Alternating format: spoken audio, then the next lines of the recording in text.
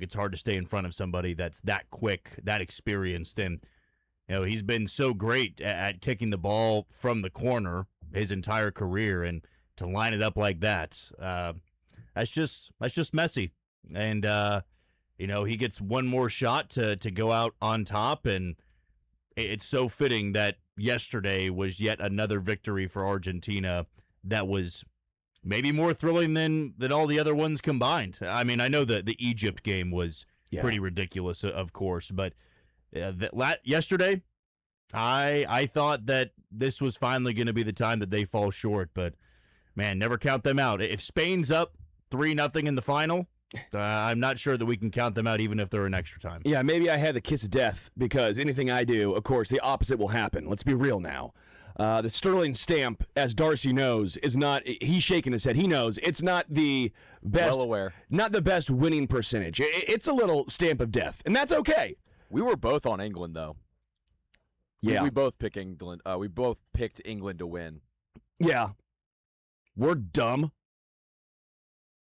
As Jake shakes his head in the background. Hey, on FanDuel, though, I put money on Argentina. I must have pressed the wrong button because I was on England, and I must have bet on Argentina. It's called the you can't lose. You go for England with what you say on air, but my wallet said go with Argentina. That's smart right there. That's just smart. That's savvy. That's a savvy man. Savvy Stew, if you will. But you're correct. I'm going with Argentina now. Jack, all these games, all these close wins, I keep saying they can't keep getting away with this, and yet they do. It does feel very 2024 Chiefs, and maybe the Spaniards will be the Eagles, where they end up hammering Argentina, and we go, yeah, like we all thought. But Argentina is clearly experienced. They won it last time around. There are so many parallels from the Chiefs in 23 to 24 with Argentina. It's fairly insane. So maybe it is the Spaniards who hammer them in the final. But right now, it's hard to go against a team that is this battle-tested, who has the best player in the world. I mean, it is. Yeah. How Chiefs does that sound? Messi, Mahomes, battle-tested. The Chiefs won in 23. Argentina won the last World Cup. Yeah. They keep winning these games that maybe they shouldn't be winning. The Chiefs in 24. Argentina this year. So it comes down to, will we see history repeat itself in 24, where Spain, a.k.a. the Eagles, put BTA, belt to ass, or will we see Argentina finish these close games out?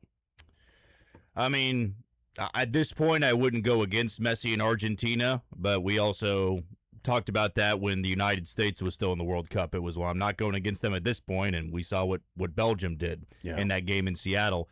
Spain's been really good. I mean, they knocked out France. They knocked out Mbappe, and that should not be taken lightly. You know, some of those teams that quietly just pound everybody on their way to the finals, they don't get the recognition. We're all focused on Argentina because they've got Messi, and they've had 3 or 4 exhilarating matches in a row. That does take a toll on you, though. You do get time off, of course. They're not playing back-to-back-to-back, but they've had a lot of close calls. And when you go up against a team that has not relinquished many leads before, to control that last match against France from basically start to finish, I wouldn't fault you if you said, I'm going with Spain in this one. The luck is going to run out with Argentina, because Spain going into this thing was what? They were ranked number 1, number 2. I mean, I know Argentina was the reigning champs from 2022, but Spain's up there. Spain's no Cinderella story here, and neither is Argentina. Let's be real here. I mean, this is going to be 2 of the Titan-like figures in the World Cup going toe-to-toe for the championship.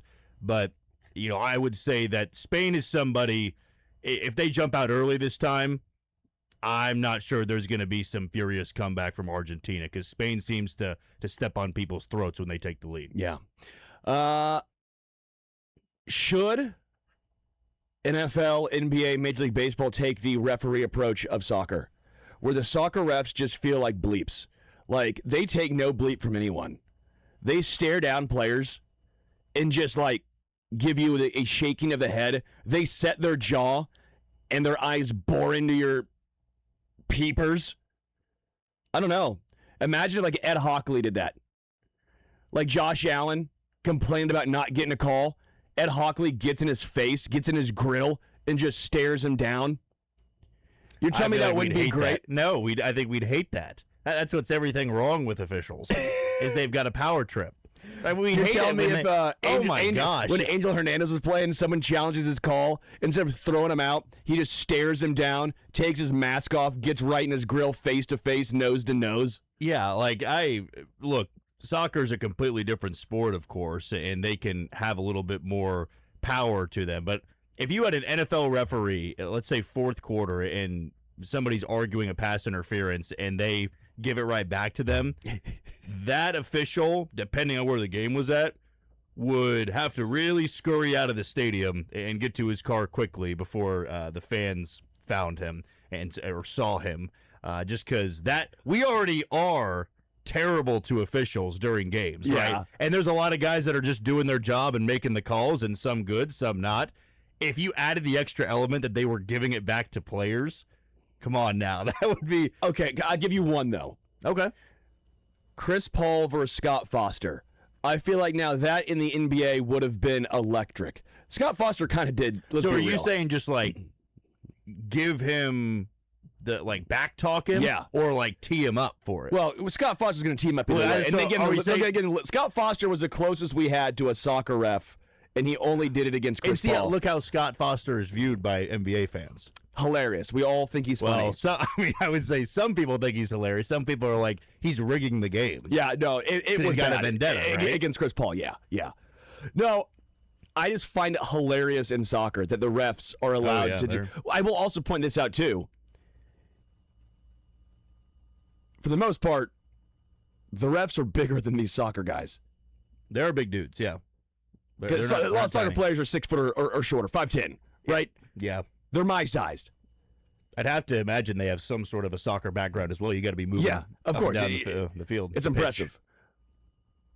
I don't think it works the same in the NFL. Imagine a 5'11", 6'1" ref getting in the grill of Myles Garrett or Josh Simmons. That's what I'm talking about. I don't think it's going to work. Because they would have this power trip knowing that if a player bumped them, they're ejected from the game. Yeah, because I feel like you can bump a ref in soccer a little bit, and they just kind of bump you back. Maybe I'm wrong here, but this is what it feels like from the outside looking in. They get in your grill. You're going nose to nose, and they just stare you down. And half the time, I'm like, do you know what language they're speaking in? I mean, I'd be all right with that if you had more of a longer leash, right? If you had an NFL player, an MLB player get in the grill of an umpire or a referee, and they just gave it right back, but there's no penalty, there's no ejection, sure, that'd be kind of thrilling.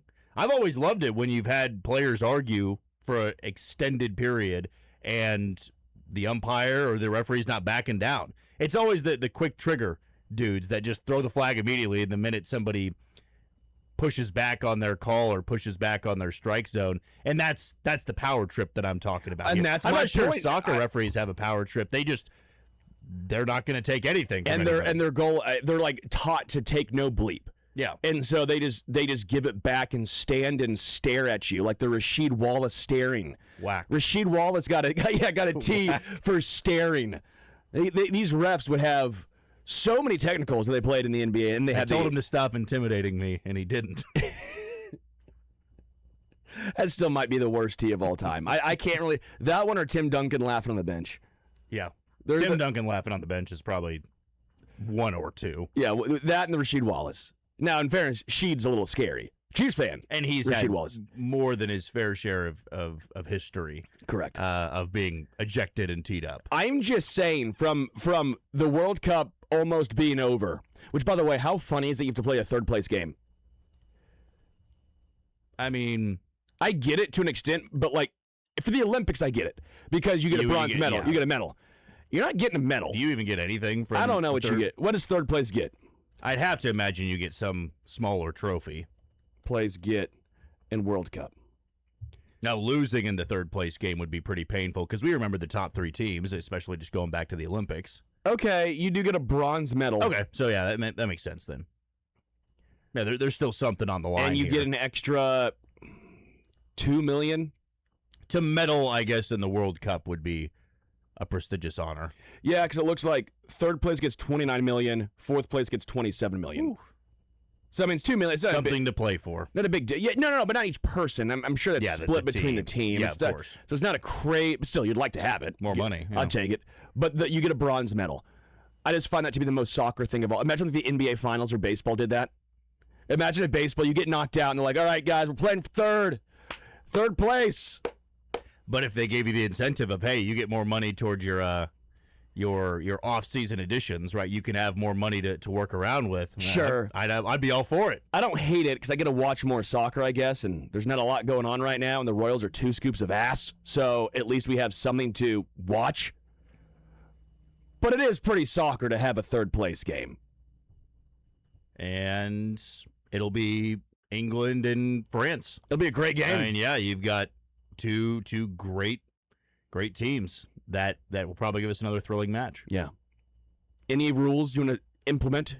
Again, I like the ref idea of don't tee him up or throw him out, but I found out get in your grill during these last couple of weeks and watching the World Cup and watching it sometimes with people who really follow soccer, I realized how much like soccer diehards hate penalty kicks. Oh, they hate very it. End. They hate it because they don't. It's the same thing with hockey. Hockey is like we hate it ending this way, or when you have 3-on-3. Decide what the first 90 minutes showed or 95. And my minutes. point is, you had 90 to 120 minutes to decide. If you can't decide, then what do you want me to do? Play another 30 and die on the field? Well, I'm simple when it comes to watching sports. I like seeing hey, this guy goes up against this guy, and you got to score or you got to block it. And that, to me, is why it's exhilarating. But in the NFL, if it came down to kicking field goals, if we did 5 field goals each, no line, no anything. But you would also have 4 quarters and 2 overtimes. For sure. That would be the difference. But if that was the case here, how would NFL fans feel about it? Or if in Major League Baseball, if they stopped it instead of going into extra innings and it was a swing off. If they did it for like 13 innings, I'm fine with it.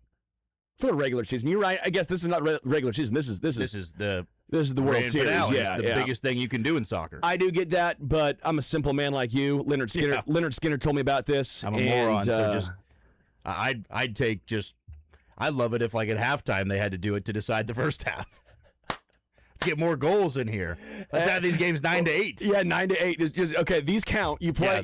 You play half, and then you have PKs. And those add on to your tally. I like this. Jack, you may have, just like baseball, you can solve baseball. For the soccer idiots like myself out there. You solve soccer. You can solve baseball by giving them steroids again. I mean, we are on the same page here. More runs, more points, more goals. That's we like to see scoring. We do. We're dudes. We like to score. Oh, Darcy did not clip. I know. I was surprised. I figured we needed more cuts, and so I tried throwing him a bone there. You still had a whole show to get cuts. Oh, I'm only here for another 40 minutes. I only had 30. Too damn many yesterday. We need to get you on the cuts. You haven't had very many. You don't say enough. I stay dumb reserved. things. Yeah, I stay reserved. We need to say more dumb, innuendo-ish. You had one in the first about 10 minutes of the show. I did? No, Jack did. Yep. Wow, well, Jack! Clip it. It's going to be a lot worse than it actually was. Congratulations, Jack! I'm a part of it now. This is your real debut tomorrow. This is going to be your big moment, making the cuts. No, that's where I'm at though. Soccer's fun. It's getting me into it, and now I want to change. How about NBA? The clock goes up, and so that way there's stoppage time, so you never know how much time's left. So that way you can't just hack a shack.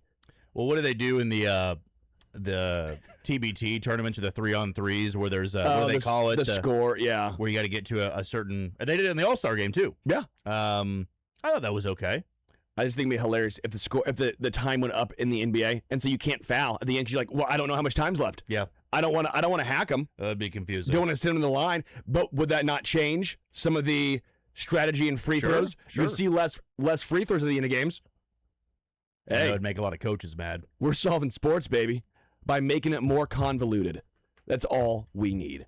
All right, Jack, let's take a break. Let's come back. I do want to talk Royals with you because the new draft class has been implemented into the top 10, at least on ESPN. MLB Pipeline has not changed their rankings as of yet, but there's some positives and negatives, I think, from the general consensus of the new top 10 prospects in Kansas City. We'll talk about that on the other side of the zone. Sports Radio 810 WHB.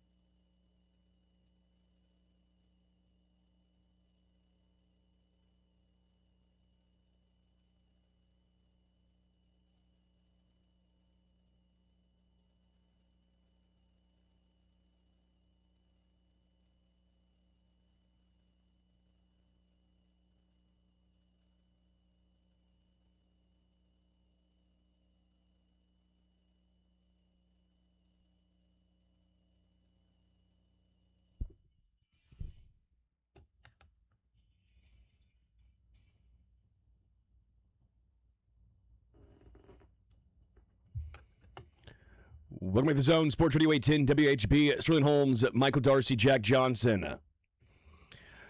All right. I do think we solved all the sports in the world with that first segment. Let's go to the Royals now with their draft. Obviously a little surprise with Zion Rose at 6, but we have talked about that already. The top 10 prospect list has now been released, and I'm going to go through it real quick with you, at least on ESPN, not MLB Pipeline, okay? and let me get your thoughts. They have number 1, Josh Hammond. Number 2, Kendrick Churio. Number 3, David Shields. Number 4, is it Anjabel? Annabelle, I believe. Okay. Annabelle. It's spelled uniquely. Yeah. Gomez. Number 5, Blake Mitchell. Number 6, Ramon Ramirez. Number 7, Zion Rose.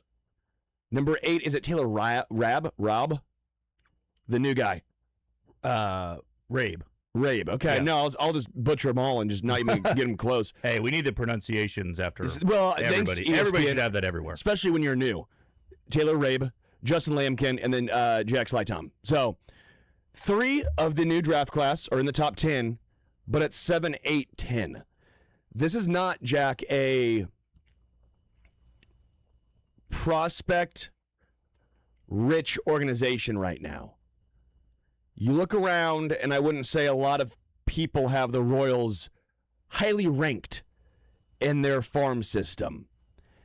Yet, this draft class with the 6th overall pick doesn't come in until 7. But there is 3 in the top 10. What do you make of this? Again, this isn't the end-all, be-all, but this is a pretty good jumping-off point of what they think about this draft class. Yeah, I mean, I'm not too hung up on it. Sure, I'd love to see Zion Rose near the top just because he's a college bat and he's likely going to be in Quad Cities by the end of the year. But we haven't seen him play yet, right? So his ranking is based on what he did in college and what all of the MLB.com and Baseball America and ESPN had him ranked by. It was just the scouting of him. And to me, rankings can change all the time. Of course, they don't put him out every single month or every 2 months. It's like every 6 months, I believe they shift around the top 30. Point being, there have been some guys that are top 10 in the Royals organization that are no longer in the top 10. There have been guys that started 25th, 26th, and they're as high as top 10. So to me, I just don't get too caught up in it because I know these things can change all the time. It's going to add on to the fear that Royals fans are experiencing that they might have taken a guy that's not going to pan out and, he was the 30th ranked prospect on ESPN or MLB.com, and then the Royals reach for him at 6, and now he's number 7 in the top 10 rankings. To me, that's something that is worrisome for fans that are fearful about him not working out. But this could be a guy that by next summer he's performing really well and he's in AA, and this will be a distant memory. I'm surprised to see Josh Hammond number 1.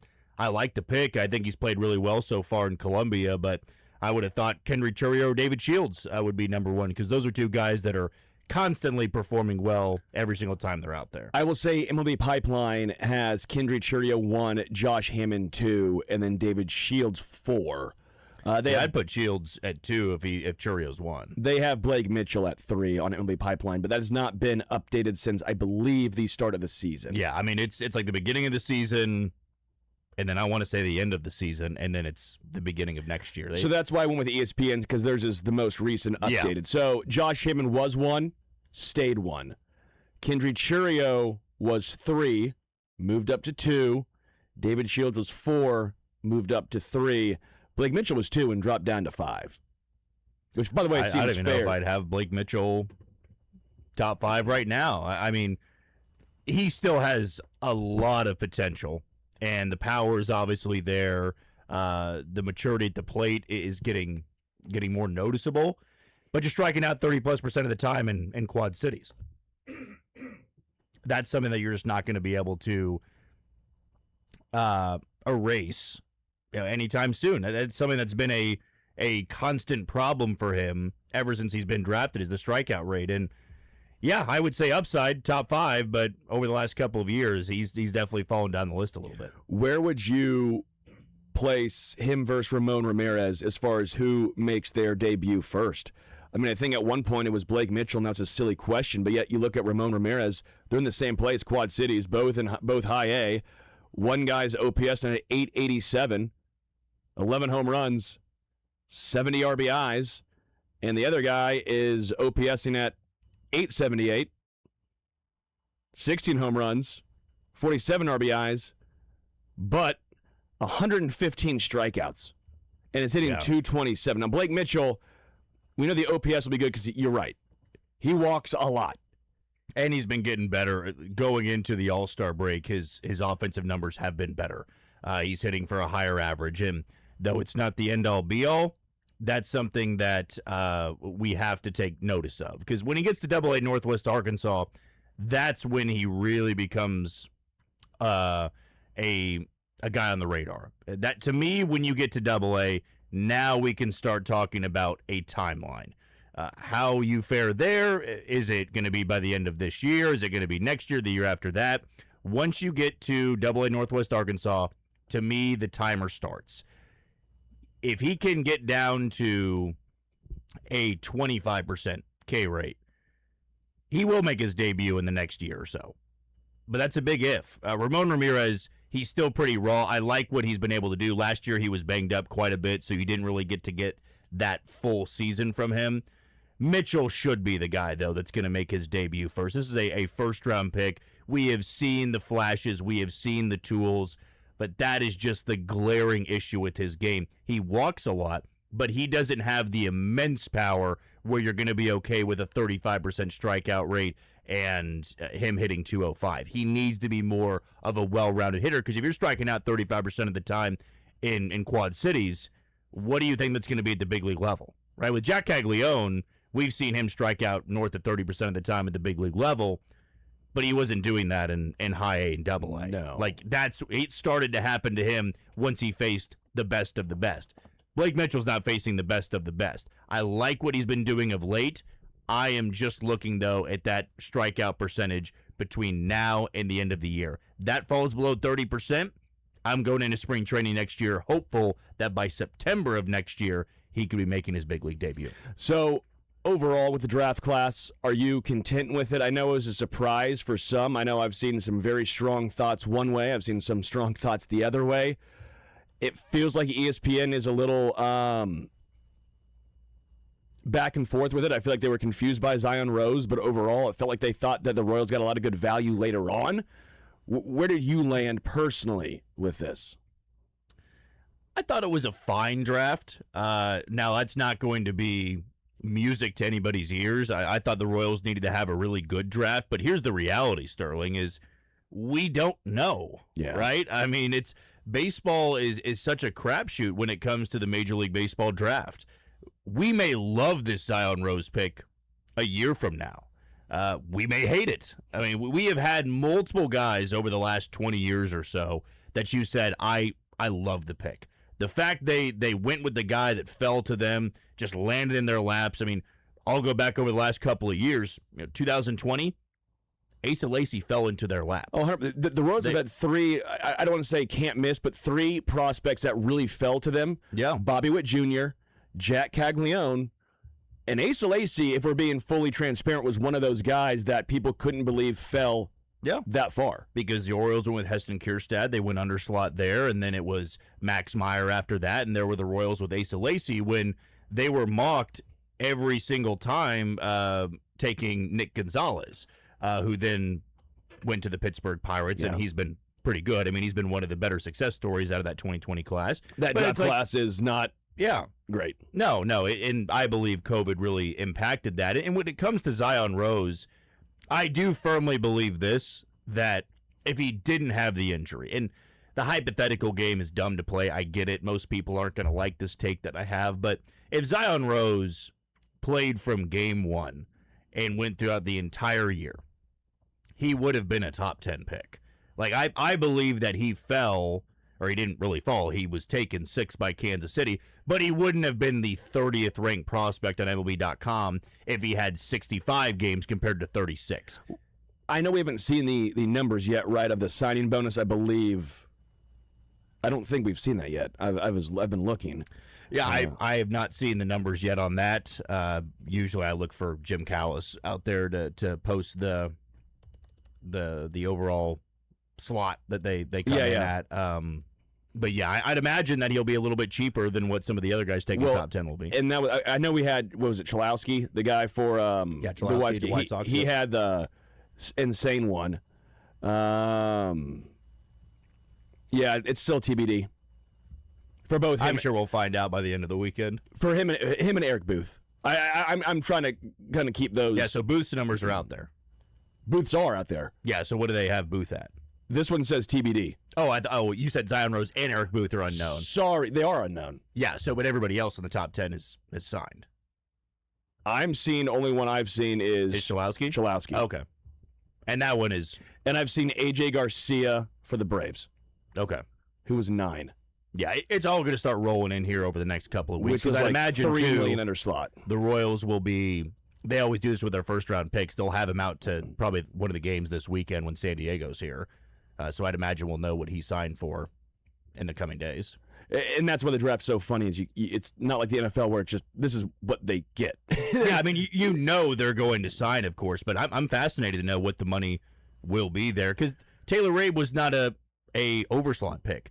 Jack Slidham was more of an overslot pick. I believe Batista, too, they took in the 4th round. He might have been a little bit more underslot, I thought. But the Slidham pick to me is the one that seems to be where the money's going to be. Or the first couple picks saving some money so they can sign Jack Slidham, who was their second rounder. And that's why, to your point here, Zion Rose could end up being a good value. Because if you think he was a top 10 pick before the injury, and because of the injury, it dropped his stock. Let's say Josh Simmons almost, right?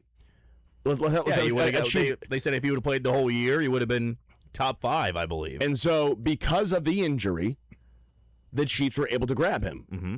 That was a win. So far, again, we have no idea. He stepped away from the team. He has to play a full season, but the talent. But the difference is, right, Kansas City was at 31. Yeah, versus 6. Mm-hmm. So there's going to be a difference there. But if Zion Rose would have been a top 10 guy, but because of the injury, he fell to where he fell, as far as the pre-draft rankings, the Royals maybe got their guy and saved a lot of money along the way.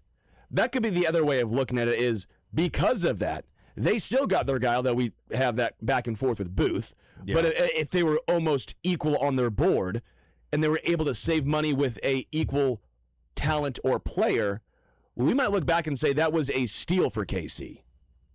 Yeah, I mean, the development's going to be the key here because if Eric Booth Jr. or Drew Burress turn into studs. That's the other one.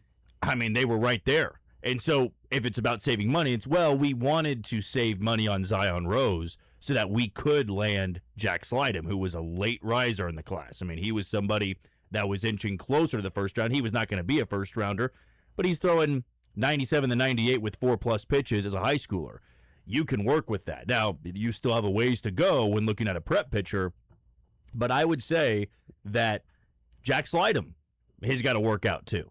Like, if Zion Rose is good, but Drew Burress and Eric Booth Jr. and Jacob Lombard, all those guys, they turn into studs, well, then you better have hit on the guy you went overslot with. Because the reason you passed, it was, well, their signing bonus was going to be too rich for us. Okay. Well, then you went underslot with Rose, saving the money to get this guy. It's not just Zion Rose working out. Your overslot guy has to work out as well. And that's what, there's so many picks you make in the Major League Baseball draft. We get hung up on the first rounder. Sure. We believe that the draft class is dictated on the first rounder. But you can hit on guys day 2 and late into the teens. Vinny Pasquantino, as we talked about on Monday, late round pick. You feel like that's a success story based on where you took him. Carter Jensen was not a first round pick. Michael Massey, he's not been a great success story. He was a 4th or 5th rounder out of Illinois. Yeah. Like, you can find value there, and that can be what dictates your entire class. If you had to ask me right now, if you were to give me options and say Zion Rose will work out, but 18 guys in this draft class will not become much, or if it was Zion Rose will be a serviceable guy, let's say that he's not first-round talent, but he's okay, but you hit on maybe 8 of these guys, and I mean, they get to Kansas City, they provide you some value, I'm not going to lean one way or the other harshly Sure. and say, oh, I'd absolutely take this side. But you have to think about it a little bit. Like, if Zion Rose is a 5-time All-Star, but nobody else in this class really becomes much, would you take that over maybe 8 to 10 guys kind of panning out and maybe 2 or 3 of them are All-Stars or multiple-time All-Stars? It depends on what fan you are. Do you want Zion Rose to be this big-time guy that you hit on, or would you like to have some more depth? Because the Royals, along with missing on first-rounders in the past, they've really struggled to add depth to their farm system, which is why they're bottom 5 in all of baseball yet again. And so the most recent, and it's not the same way, because they went real underslot with Mazzucato. Yes. I don't think we'll see that with Rose. But No. that I don't like crazy underslot. No, that was, I believe when Mazzucato was picked, like, he wasn't even first-rounder. Like, he was like a second-rounder. But that was to sign Kurtina and Carter Jensen. Yeah.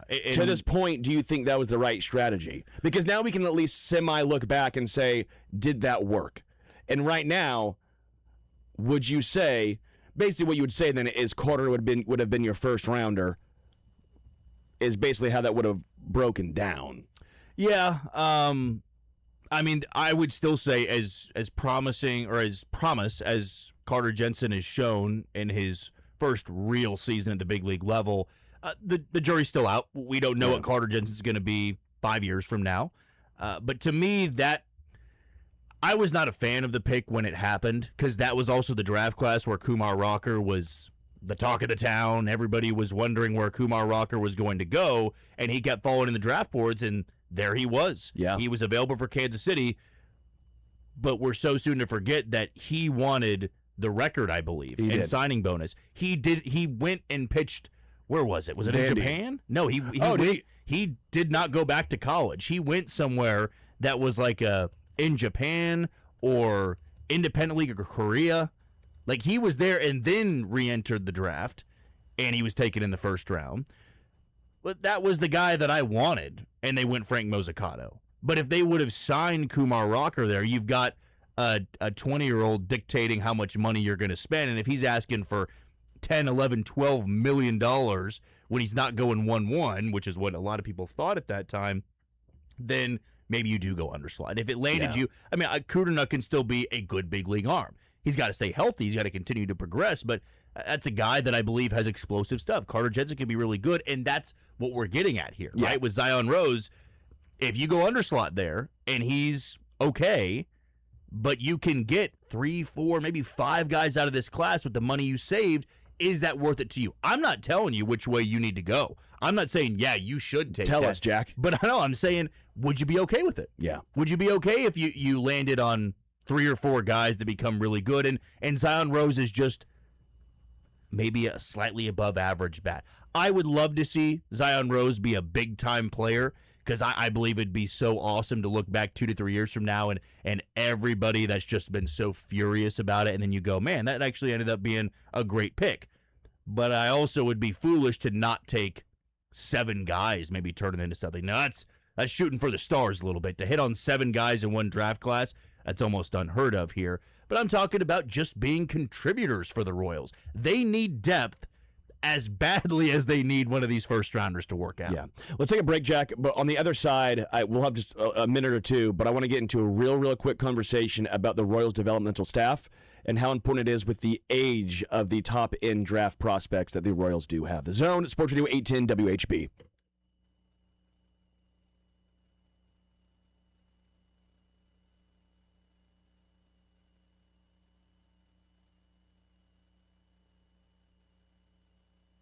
Jason Anderson here, and the world's biggest soccer tournament coming to a conclusion this weekend.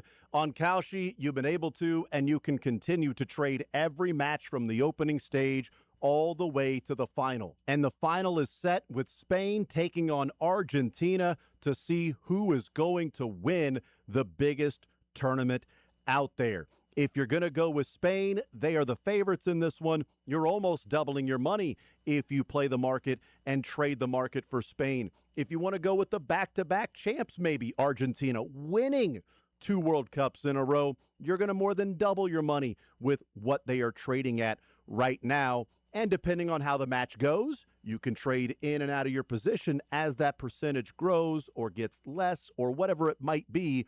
That's the beautiful part. On Kalshi, you're trading against peers in a live market, meaning there's no house. And as the probability changes, you can buy in and out of your position. And for a limited time, download the Kalshi app and use code JASON810, JASON810 to get $10 when you trade 10. That's code JASON810. It's on Kalshi, Kalshi.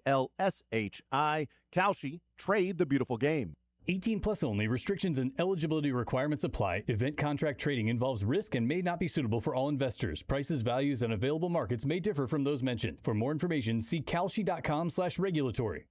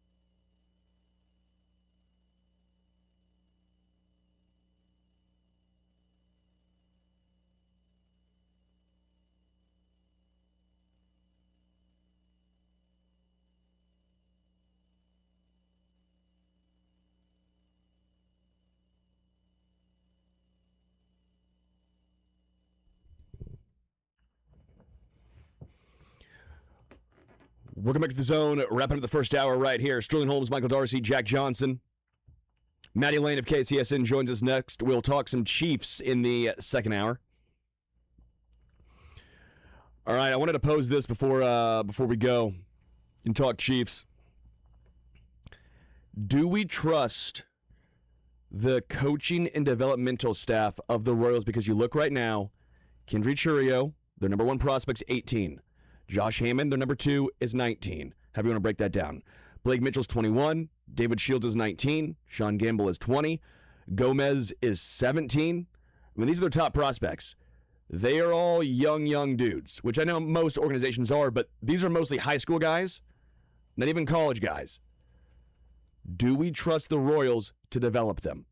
I trust the pitching side far more than I do the hitting side of things, just because it's been a while since, really outside of Carter Jensen, that the Royals have drafted and developed a college or prep bat into being a big-time piece. Bobby Witt Jr. doesn't count. He was a can't-miss generational talent. Jack Caglione, kind of in that same conversation, that it was going to take a lot for him to not at least become just a power threat in the order. You would have to mess him up. Yes, exactly.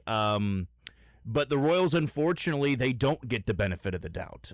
That's the way I'm taking it. Like, when you're upset about this draft class, I don't say, well, you should believe in this draft class. Like, who are you to hate on this, and why are you being so pessimistic? It's because of the scars of the past of taking guys, hearing it's going to be a good draft class, why they like some of these guys, and they don't pan out. The Royals need to have a really well-rounded draft class to win people over again. Like, Zion Rose has to be good. And I know we just talked about, having a good depth class where if Zion Rose is okay, but you hit on 3 or 4 more guys, yes, that would be good for the organization, but you reached on him. It was a riskier pick. Like, you cannot have him be someone who never gets out of Double-A. He can't be this failure, right? And that's on the development team. I believe they drafted a good player. I believe they have drafted somebody who can become a good player. But the steps that have to happen between the time the kid's drafted to his big league debut, so much goes into that. And the Royals development team, they're not one of the top organizations in baseball that churn out top 100 guys. Did they draft all of those pitchers because they have a better pitching development system and they believe that, and so they go, hey, what we might have to do is develop all these pitchers and then trade them for hitters because we can't develop hitters? I believe that's the way most teams should go about it. I mean, you can hit on a lot more pitchers, college pitchers. When we saw it in 2018, they have high floors. It's harder to develop a prep hitter, right? It's just, there's so much that goes into it. And the Royals also need to continue bolstering the pitching depth in this system. They have lost all their depth at the big league level, but when you have a lot of guys you hit on, then yes, as you said, Sterling, you can trade it for pitching down the road, or for hitting down the road. Sports and Leisure at 1 o'clock. Matthew Lamar of Royals Review at noon, getting into more Royals talk with him. But Matt Lane of KCSN joins us in the next segment, talking Chiefs. Jack, appreciate it, man. Of course.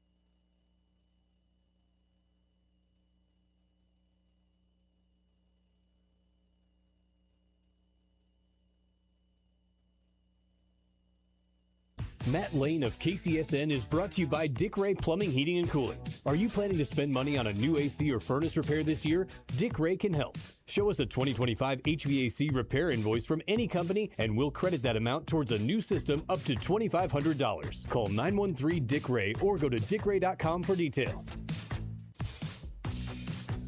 Welcome to the Zone, Sports Radio 810 WHB. Sterling Holmes, Michael Darcy, joined by Matty Lane of KCSN. Matt, how are you?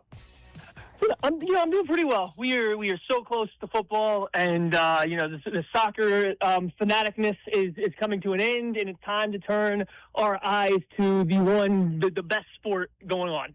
I mean, let's be real now. Also, it's a great day because you're talking to me, right?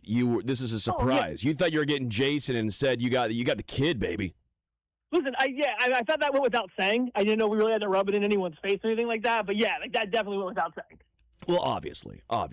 By the way, I don't know if you saw the list on ESPN of the top 10 quarterbacks that came out. Josh Allen 1, Patrick Mahomes 2. First and foremost, I think we can be adults here and be like, yeah, we don't agree, but okay, understandable. Some dumbass put Patrick 9. Someone put him as the 9th best quarterback in the NFL. Do we think that's the Browns, Sean Payton, the Jets, or the Raiders? Ooh, of those options, give me the Browns because I know the least about what they're doing. See, here's the thing. I think Sean Payton really likes Patrick Mahomes. I think that, he is a huge fan, so anybody with a good relationship with Sean Payton, I think, would still respect Mahomes, even if, he likes to trash talk a little bit and stuff like that in the media. So give me the Browns. I think a wild card, honestly, might be somebody from, the Chargers coaching staff, just because, there's a little bit of angst there. There's a little bit of hey, we should have beaten them numerous times, and they got lucky to beat us and stuff like that. So I think the Chargers are a sneaky scout or front office or coaching person that probably threw that 9 up there, which is incredibly ridiculous. Erroneous, Matty Lane. Erroneous. When it came to the offensive line, Trey Smith came in at 7. And that includes centers, where Creed Humphrey was 3rd, the number 1 center, but 3rd on this list. I think at a glance, I'm like, yeah, that seems about right for Trey Smith. He was injured last year, but he's still a really, really good player. And then part of me thought he can't be 7th or the 6th best guard with the amount of money he's making. He has to be better than that this upcoming season, correct? I think so. Trey Smith, I think, is in such a weird spot because I think in a vacuum, just the player can definitely be the 7th best interior offensive lineman. And if you put him into the right scheme that plays into his strengths, I think you would see that. You would see the fruits of that labor a lot more. Whereas you put Trey Smith in the Chiefs system, it's not that he's bad, but I don't think it fits what he does one-to-one as well. And so I do think that the Chiefs system in particular kind of puts some of his, I don't want to say flaws, but some of his not as strong points on display more so than if he played for the Lions or the Ravens or a Kyle Shanahan / Sean McVay team. So he's just an interesting case that I think there's actually, 15 other teams that his performance might actually look better on than the Kansas City Chiefs, which doesn't take away from how good he is, but also from a Chiefs fan perspective, you're a little frustrated that this guy that gets this much money maybe doesn't play up to his potential in your system year over year. Yeah, and sticking with the offensive line, I think it's a good point, by the way. I don't disagree. Jalen Moore, are we just assuming he's going to be a good or at least a serviceable right tackle? I'm assuming that. I mean, I know Esapole's there as well as a backup just in case, but are we just assuming too much that Jalen Moore will be a equivalent, probably a different style of player, but the equivalent production of a Jawan Taylor? I don't even know about Jawan Taylor, but of Andrew Wiley, yeah, I think that's kind of the assumption. Oh man, Matty Lane, he's got to be better. I like Andrew Wiley, but you're getting paid $15 million. That ain't Andrew Wiley money.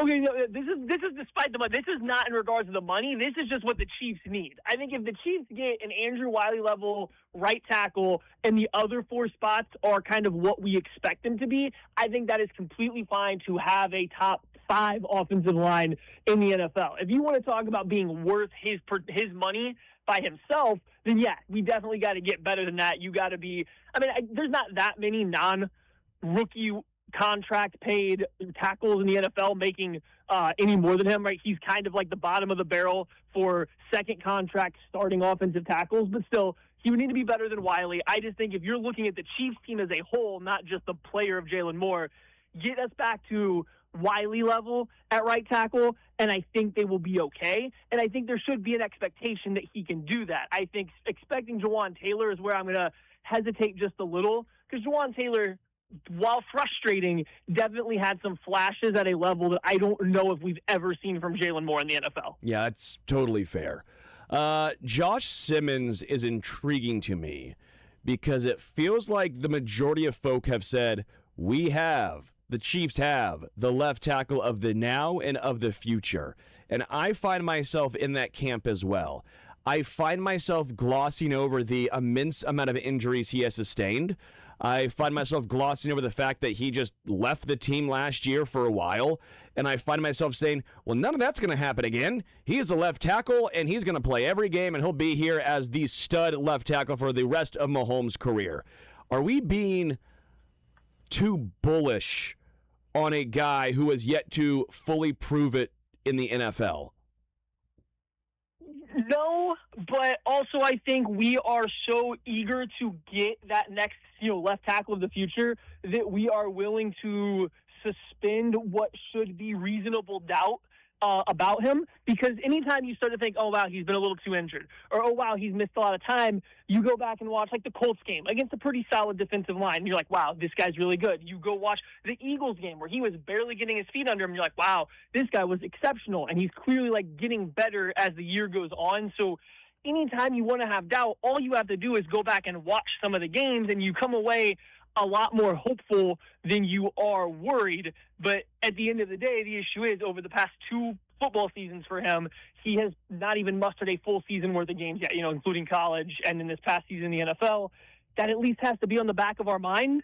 So it's maybe not a make or break year for him, but I think this year goes a long way in saying, like, hey, we definitely have left tackle figured out, or we might have it figured out if he ever stays healthy, but we don't know where that's going to end up, because, like, right now it's just such an unknown, but the talent is through the roof, and we have at least, like, with Jalen Moore, we haven't seen the high-end flashes ever in the NFL. Josh Simmons has been in the NFL for half a season in terms of games played, and you can see it on display frequently how good he can be and is as long as he stays healthy.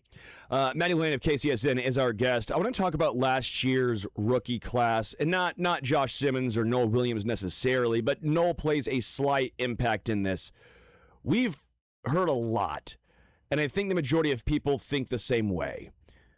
Jalen Royals not getting on the field has been this sort of massive knock against him. And I don't disagree to an extent. But even when the season was out of reach, we didn't see much Royals, but we also didn't see much Bassa. We also took massive amount of injuries before we saw Noah Williams really start getting a whole bunch of play.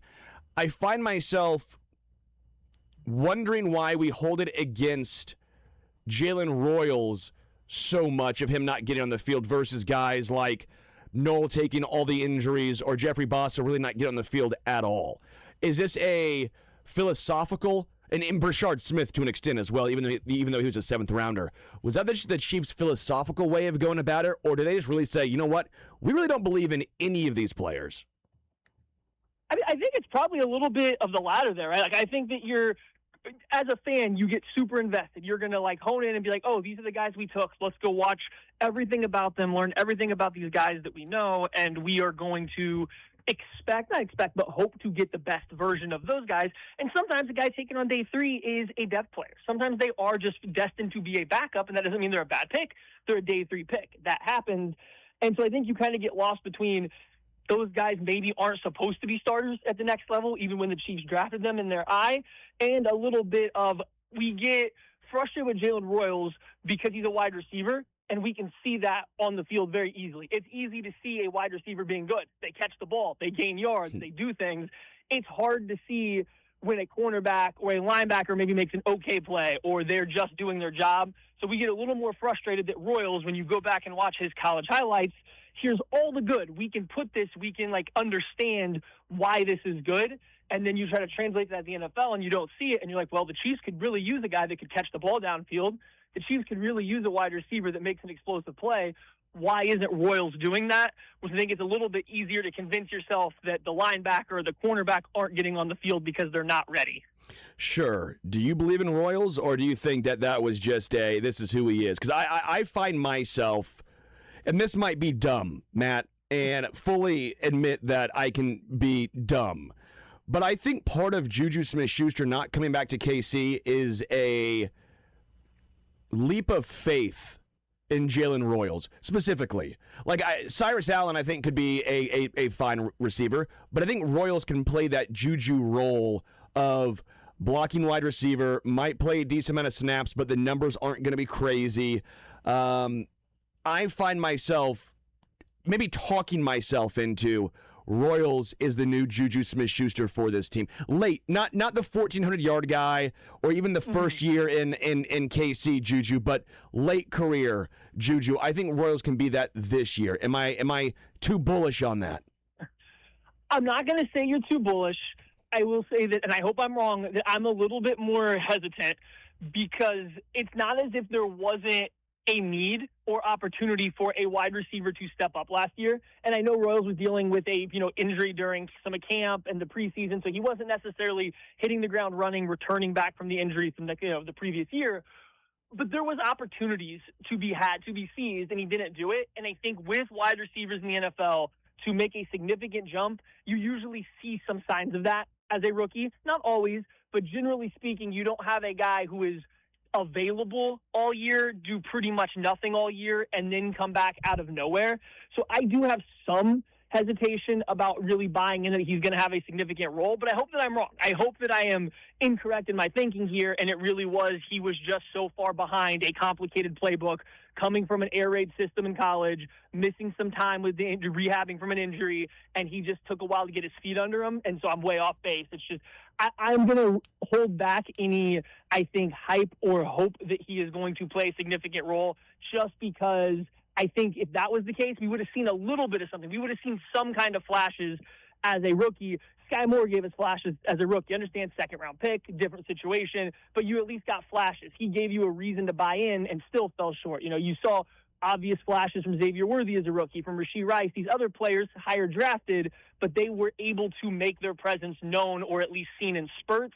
Royals being unable to do that, I think, leads you a little bit more towards the, he might just kind of be a wide receiver 4 or 5 for his career. So basically you're saying, yet again, another Royal who's disappointing.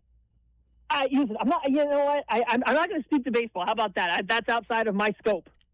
That was pretty clever. Come on, Matt. Give me a little credit there. Okay. It was a good one. I'm used to, I talk to Kent Swanson a lot, and, puns and me, they fall flat because I hear too many of them. Fine. No puns. No more puns. But it's kind of what I do. All right. When it comes to training camp, as we inch closer, we're getting really close now. What are some of the positional battles that you're really looking forward to between certain players? Who are you looking at? I mean, we kind of mentioned some of them. I want to see what right tackle looks like. Is it Jalen Moore's job, or is there actually some heat with the Estepole stuff? And is he actually going to get some run and weasel his way into a real competition, or is it just going to be, it's Jalen Moore, we just wanted to get Pole some snaps there at right tackle?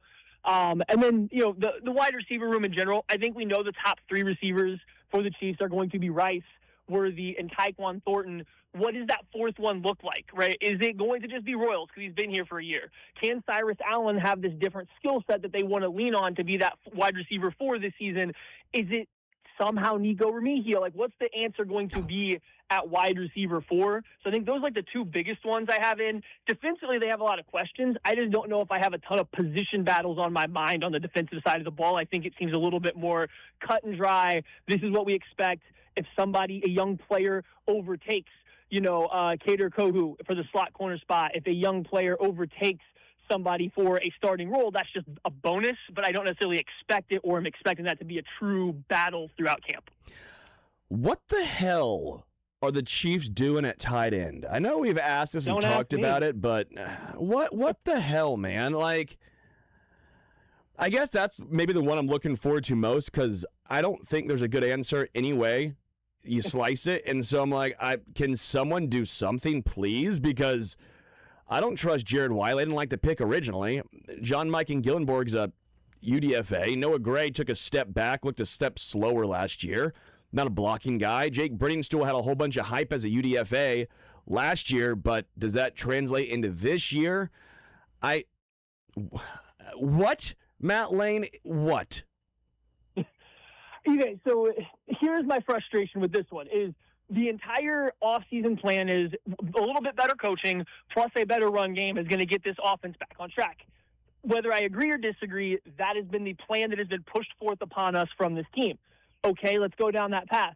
How are you going to run the ball better? You didn't really get better along the offensive line necessarily. You're added a better running back, but then what did you do in terms of getting better running the ball? You didn't get better blocking wide receivers. You didn't add a single tight end who I would say is a plus blocker at this point in time, especially if the goal is to follow the NFL trends, get under center a little bit more, which, by the way, you and your new running back, Kenneth Walker, are significantly more effective running from under center. You didn't give yourself the personnel to do that well. You didn't add a single person who is a good blocker in line. You did not give yourself the avenue to really maximize that. So now it seems like if you go the route of leaning on the run game, especially the under center run game, you're just kind of saying, well, it'll be better than it was last year and we'll make it work without maximizing it. And I don't know if that is the best plan. So yeah, I'm not sure what the plan of tight end is. They don't have a great succession plan to Travis Kelce moving forward. They don't really have a good complement to Travis Kelce moving forward. They have a whole host of tight end rooms besides him, who, by the way, is probably in his last year of playing football. They have a bunch of guys who are essentially not even tight end twos, but backup receiving tight ends only that are moved tight ends, and that's the entire room. And so it doesn't make a lot of sense on paper. I'm curious how it plays out. They have obviously had success in the past going with heavier personnel. They were one of the teams in the early 2020s that were really good at doing it. I would also contend they had the Blake Bells during that time or somebody out like that was able to come in and be their blocker that they don't have now. So I'm very curious how it plays out, but I don't know if whoever wins the tight end 2 or tight end 3 role, that competition, I don't know if it matters. They're all kind of the same player. So we talked with Matt Verderame of SI yesterday, and I asked him this question, and I think he had a good point, and that I think it's a realistic one. The Rams have 5 tight ends that I think any one of them would obviously be a massive upgrade over what the Chiefs currently have. They have that relationship clearly with the Trent McDuffie trade, and the Rams won't keep 5 tight ends, right? So do we see a camp cut down of a Davis Allen, a Terrence Ferguson, a Tyler Higbee, a Max Clare who they just drafted, or a Colby Parkinson? Like, I think there's a chance that one of those guys is on the Chiefs roster before the first preseason game. Yeah, and it feels like, Ferguson and Clare, who are their most 2 recent draft picks, and also Ferguson in particular has crazy athletic upside. Clare has been, has shown you a little bit as a blocker at Ohio State, but before that at Purdue was a really kind of Travis Kelce-esque receiver, and just the way he found soft spots in zone. So you would assume those 2 for that team are not going to be cut just because they are so young with some real upside. So that kind of comes down to, hey, are Parkinson or Higbee in particular, maybe it's Allen as well, but one of those 2 guys who have a little bit more of a proven track record, are they just going to be cut? Are they just going to become available? Or will it be a 2028, 7th round pick that could get them away instead of just being cut? I do think that's an option. I think that's something that Matt did a good job of pointing out. Because if I was looking around the league right now, and if I'm the Chiefs trying to solve this tight end conundrum, I would 100% be entirely dialed into what the Rams are doing because of just how deep that room is, and because they have put in so many investments here recently into that room that you would think one of those veterans is going to become available. Hey, Veach, if you're listening, please call the Rams. Just call the Rams. Just call them. Throw a 7th rounder their way. It doesn't hurt anything, right? I mean, just call them. Matt, the defense and the secondary in particular, Darcy, I'll get into this later on with you as well. You brought up a very good point. Kyer Elam and Kader Kohu are on the identical contract as far as the amount of money they're getting paid. Do both make the team? Does one make the team? Does neither make the team? I'm going to say one for now. I have to really look at the whole roster just to see how I come to 9 or 10 DBs. I think Kohu's going to make the roster. I just think if you're looking at this team right now, it's him and L'Jarius Sneed have your proven NFL level slot corner ability. Shamari Connor doesn't particularly have that. We haven't seen a Noel Williams, a Christian Fulton, Mansour Delane. We haven't seen any of those guys play in the slot. So they have two players that have proven they have an ability to play in the slot. And I just think you keep Kohu around for that reason, make somebody beat him out to take that job. Elam is the more questionable one, especially after adding L'Jarius Sneed. And not that they're necessarily similar players. It's just both of them kind of have an outside corner body frame. Both of them are probably better getting it, being physical, playing press. And if you were keeping one of those defensive back spots for a backup outside corner, to be behind Noel Williams, Delane, probably Christian Fulton as well, there might not be space for both of those guys, I think, to be on the roster. It might come down to Sneed or Elam, and I think if this team's going to lean one way or the other, it's going to lean for the guy that they know in L'Jarius Sneed over Elam. Yeah, where do you see Sneed playing this year? Because I've tried to push back. I like Sneed a lot, and I appreciate all he did for the Chiefs back in the day, but I have so many concerns that it feels like a lot of Chiefs fans have been glossing over. We're not talking about a guy who was just injured and it was like, okay, he's good besides the injuries. No, we're talking about a guy who was, when he played, was ranked as the worst corner in the NFL. He was 117 out of 117 cornerbacks. That's not just health related. I get that health can play an aspect or play a part, but it wasn't, again, like a guy who, when he played, was still a very, very effective corner. Does he move to safety? Does he play outside, inside? What should expectations be for L'Jarius Sneed? My expectations are for him to fight and claw to even make the roster. And so I'm more with you in this, that we've seen his most recent film.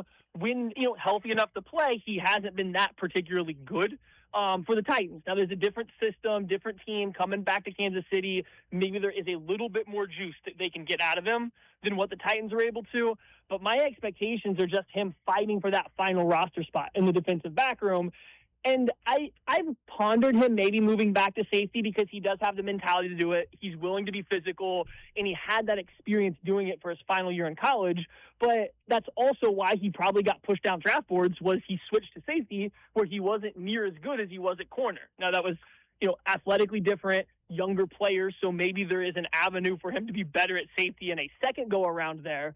But we have at least seen him try it before, and it hurt his draft stock at the collegiate level, so I don't know how excited I'd be for the NFL level. I'm guessing, to answer the question fully, I expect outside corner would be my first guess, just because that's what he's been doing the most in the NFL over the recent seasons. And if it goes beyond that, I think maybe more of a chess piece where they use him like a third safety. So sometimes he's in the slot, sometimes he plays deep, and I know I just covered every possible position with this answer, but I guess that goes into my uncertainty of what this move really means. I like it. Basically, he might do something or he might not do something. I like it, Matt. You stayed in your lane. You picked every lane. You might do everything. Yeah. It's one of those options. When it comes to X factor for the defense this upcoming season, who is it? Maybe an underrated guy. Who do you think that it's not getting enough love right now that will make this Chiefs defense into a better version of itself? I'm going to go with Kairos Tonga. Yes. They bring him in. Nose tackle. You get a lot better at nose tackle right away, and I think everybody acknowledges that. But then quickly thereafter, the Chiefs go ahead and draft, Peter Woods and R. Mason Thomas, and they get just like these younger, probably more exciting pieces along the defensive line. And Peter Woods was in contention for this for me, but I'm going to go with Tonga because if he's really good at his job, and what we have seen him be really good at in the NFL, that makes Nick Bolton's job easier. That makes Tranquil's job easier. That makes Chris Jones, George, like that. He can make everybody else's job a little bit easier by just being dominant versus the run, and a plus player is a pass rusher as a nose tackle spot. So I think that maybe the direct impact he has on plays might not be the highest, but if he's really good, it'll allow everybody else to be even better. And I think that's kind of might be the secret sauce to how this team plays going forward on defense this year. Brother, you just took the words out of my mouth. I feel like you read my brain. Get out of my brain. What else am I thinking, Matt? You were thinking this has been a wonderful conversation, and we have had such a good time talking about the Kansas City Chiefs, and we are all super excited to get to training camp coming up. Like 2.5 weeks at this point in time? No, I was thinking about beer. You're close, but yeah, It was close, Matt. It was close. Before I let you go, offensive X factor, a little underrated guy going into next year. Because Kyrus Tonga, you nailed it. Nick Bolton, I think what he does, the stats won't be there, but the impact will. When it comes to the offense, who you tabbing? I honestly have a lot harder time on offense because I don't think there's a particularly underrated element that jumps out to me. I'll go with Tyquan Thornton. They bring him back for a specific reason, and I think they saw his value as a deep vertical player, and I think if he can continue to do that well, and they obviously think he will, hence why they brought him back, that opens up more things to do for Xavier Worthy, so he does not get pigeonholed into that role. So similar idea in that maybe it's not necessarily Thornton's direct impact on plays, but he being good at what he does, allowing others to be better at what they do, or at least have a more open role, I guess, could go the longest way. But I mean, besides him, like I said, offensively, I think we're all pretty well aware of who all the players are that need to play better. So I don't know if I have an under-the-radar kind of guy on that side of the ball. Yeah, that was a little harder, but I wanted to leave you with a hard question because I care, Matt. It's because I care. But I do appreciate that. I appreciate the caring. I appreciate the hard questions. That is what we are here for going forward throughout this entire season. Yeah, and we'll have a lot of fun as training camp rolls around. Matt Lane at KCSN. Matt, always appreciate it, man. Thank you so much for having me on. And my rooster also says thank you. I was about to ask you, is that a damn rooster in the background? It is. I got work going on in the house right now, and so I stepped outside to take the call, and one of my roosters is out of the fence, and he has decided to make his opinion very heard during this radio call. I have so many more questions. How many roosters do you have? We have 3 right now. Right now, we have 3. Wow. Yeah. Wow. You must be a Gamecock fan. We're in North Carolina, so we actually have to go with we are big Tar Heel fans in this house right now. But yeah, they're around. Oh, how many? Okay, sorry. Last question. How many animals do you have? I am now enamored by the roosters that lead to this. I can't count how many chickens we have. Not like it's not a crazy amount. I don't know the exact number, but I mean I would guess like 30 to 40. We currently have 12 goats, but we're trying to sell a couple of them. We're coming out of, baby goat season, and about 15 ducks is what we are currently sitting at. Okay, question. Do you choke your own chicken? I don't think we can answer that on air. I mean like Strouds, Matt. I mean like do you eat your own chickens, or are these just laying eggs for you? Okay, again, though, like right now, no, because we don't have meat chickens. We just have laying chickens, but we have done meat chickens in previous years. Just too busy of a year for that. But I don't want to get Big PETA mad either. So, really, this is not a great conversation on the radio either way. Okay, I'll tell you, PETA Griffin's not listening right now. You don't have to worry about PETA. Okay, my bad. Yeah, you're fine there. Well, throw a goat my way or something. Let's just have fun in the office. I say throw a goat here at 8:10, put it in the hallway, and we'll play some games. Listen, one of the goats is named Goat Mahomes, so, you can't have him, but I got others. Give us one of your goats. Give us one that... Do they have horns? We'll take your backup goat. We'll take your backup goat. We'll take the Garrett Nussmeier. Give us some of them do have, we got someone with horns. Okay, give us the Garrett Nussmeier of goats. Give us the one that at least has a horn on it. I want it in the office, and that way, when you go out to get water or go to the bathroom or something, you have to get by a goat. That's going to really work on our... we can do Oklahoma drills with the goat. Yeah. Talk about PETA. What? Goats like it. Goats like to be physical. They need interaction and stimulation, okay?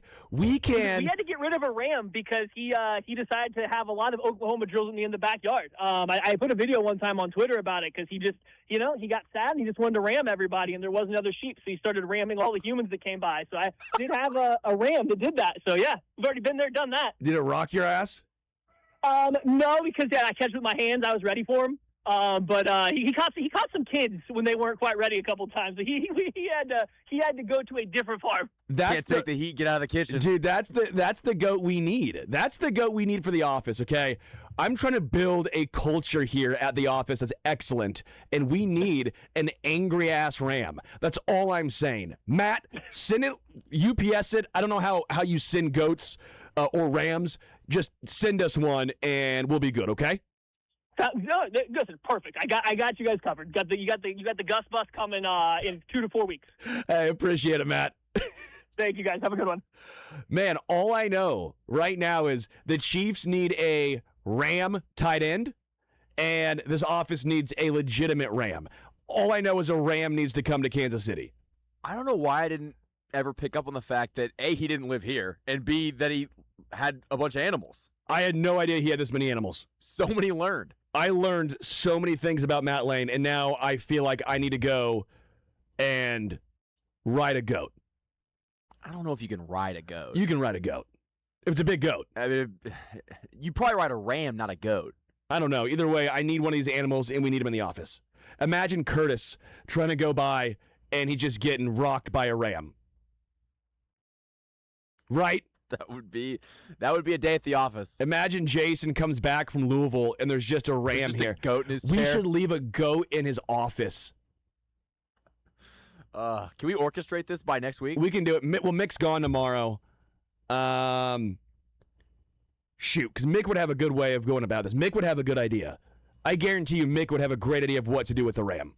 You also make a good point. How do you ship the goat? I don't know. Just, I mean, UPS you have to, it and you put holes in a box. Yeah. It's a heavy box. I feel bad for the worker's back, but it'll be a heavy box. You put holes. You put some food in there. Expedite shipping. Overnight. You overnight it. Okay. Well, I'll get with Lebo on this break to see if we can get a goat here. Lebo would fight that goat. I'm telling you right now. Imagine Lebo and they become friends. Lebo would feed the goat peanuts or something like that. They would eat food together. Guaranteed. Maybe. Guaranteed. Let's take a break. Let's come back. We'll stop the GOAT conversation, but we will continue talking about one of the GOATs, Patrick Mahomes, as well as some other Chiefs. The Zone, Sports Radio 810 WHB.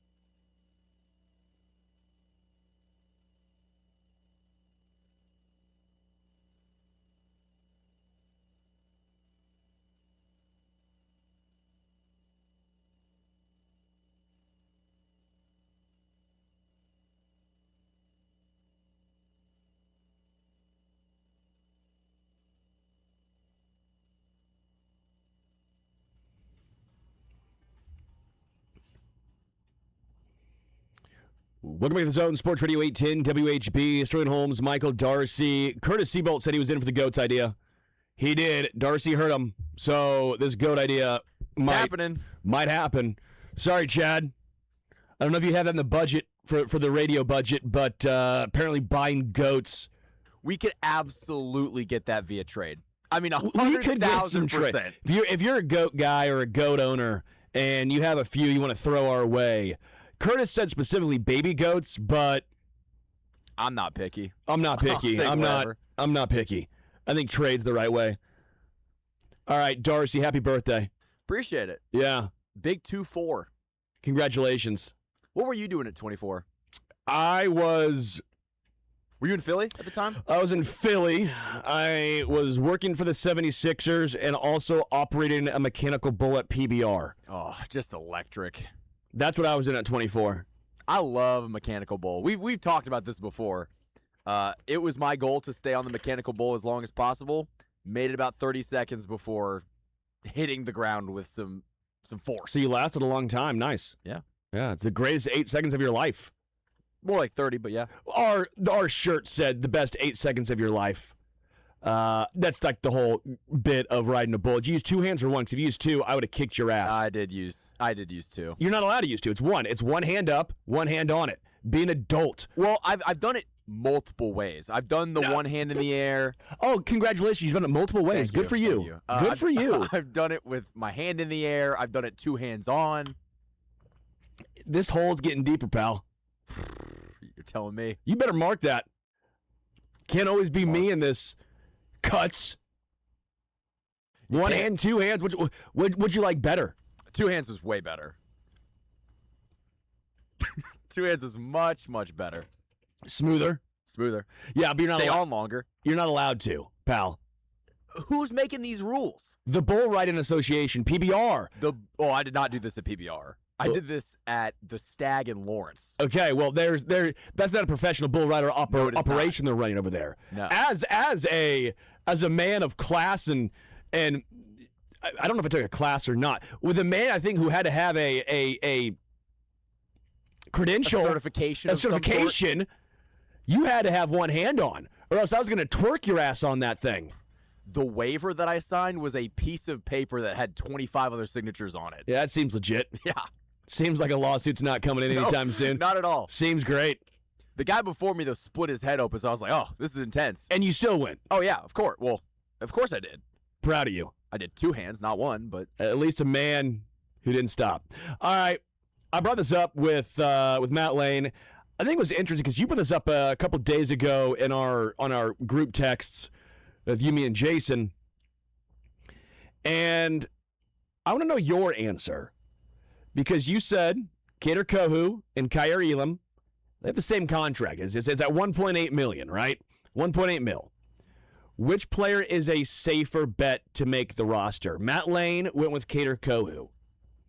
Who are you going with? Obviously, they play different roles, but it's still in the defensive back room. But I do think the different roles factor into who's going to make the team. Because the contracts, they're the exact same. But Kader Kohu, at his peak, was somebody that showed it that he could be a very good slot corner. And the Chiefs don't currently have a guy that can play the slot. I mean, you'd like Chamari Connor to not be back in that role in 2026. I think the Chiefs went out this offseason with the direct intent to get somebody to take Connor out of that position and put him more back at safety.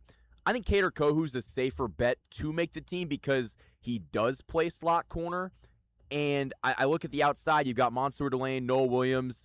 We put Christian Fulton and L'Jarius Sneed in that category. I actually think if the roster bubble came down to L'Jarius Sneed and Kyer Elam, L'Jarius Sneed would probably get the nod. Something interesting, I was looking at the snap counts of both Kader Kohu and Kyer Elam.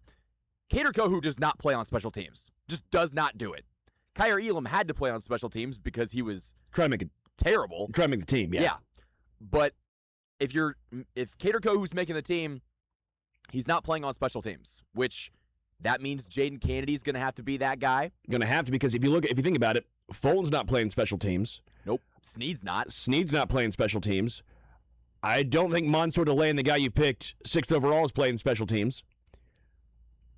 I don't know about Noah Williams, but at this point, I don't.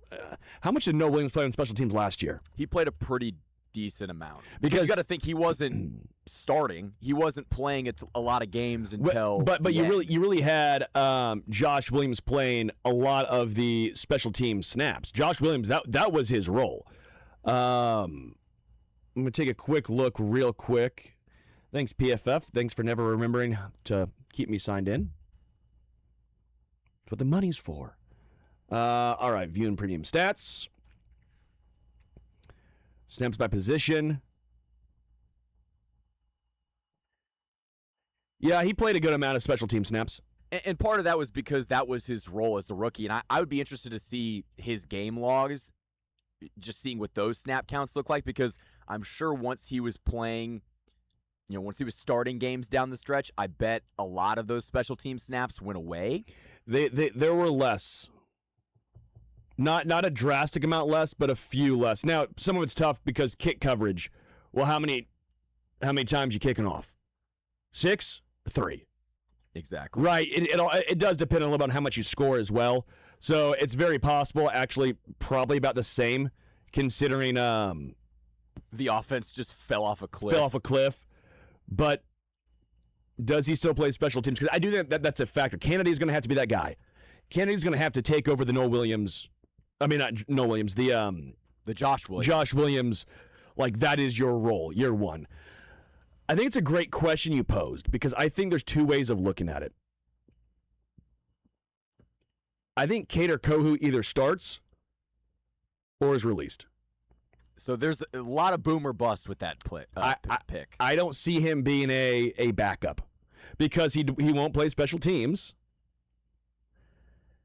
And if you're a backup, you're going to need to play special teams unless you are like L'Jarius Sneed. Like someone has to play. And I do think Monster Delane being the 6th overall pick, I don't think you want him being a special teamer. Right? A lot of times, that's why even with Xavier Worthy at times, you're like, do you want your first-round draft pick being a punt returner as well? Or do you want him to focus just on being a wide receiver? I'm leaning Kohou because I'm leaning on him being the starter. But I do think there's 2 to 3 guys. It really does come down to L'Jarius Sneed. Does Sneed play outside? Does he play safety? Or does he play slot? Because if Sneed plays slot, Kohou's probably gone. If he plays outside, Kyer Elam's probably gone. If he plays safety, Christian Roland Wallace is probably gone. Which is interesting because do you want to factor L'Jarius Sneed? Like when you're building this roster, do you want to take his health into account when deciding to let go of a guy when he hasn't stayed healthy? And it's possible CRW you could stash. It's possible Kyer Elam you could stash. You could stash Kyer Elam. I don't know about Kader Kohou. I don't know how that would break down. But I do think that's what's so interesting about this is I don't know if it's a battle between Kyer and CRW or a battle between Kader Kohou, CRW, and Kyer Elam. I think it all depends on where do the Chiefs view L'Jarius Sneed. Do they view him as a outside guy, a slot guy, a safety, or off the team? To me, that's what it comes down to because I think those 4 guys, those 4 dudes are the ones in particular I'm looking at. It has to be because L'Jarius Sneed's role will dictate. I mean, again, when we're talking about how Kader Kohou's a slot guy, Kyer Elam's a boundary corner. If L'Jarius Sneed's a slot guy, then Kyer Elam likely makes the team because they're likely not going to take both Kohou and Elam because then you get into the roster math of if you're going to take 9 or 10 defensive backs, then you have to make sacrifices elsewhere. And I just don't think that they would just to keep somebody like Elam on the roster. But special teams does play a massive factor in this because Joshua Williams, for all of the crap he got for not being the best corner, he was a special teamer. He was somebody that was consistent and made plays, and that could be a massive drop-off going from having a special teamer to having a couple guys that played sparingly on special teams, but Noah Williams has likely upgraded out of that role. Mansour Delaney, you'd like to see not play special teams as the 6th overall pick. I don't think at this stage in his career, Christian Fulton or L'Jarius Sneed are playing special teams. They'd rather just get cut, but they're just not going to do it. Yeah. So if Kyer Elam comes in and proves himself on special teams and Kader Kohu's a little bit iffy, the Chiefs might say, we can figure out the slot corner, especially if Kohu's not healthy. They're not going to just take him on the roster and have him sit behind whether it's Jamari Connor or L'Jarius Sneed or whoever plays the slot.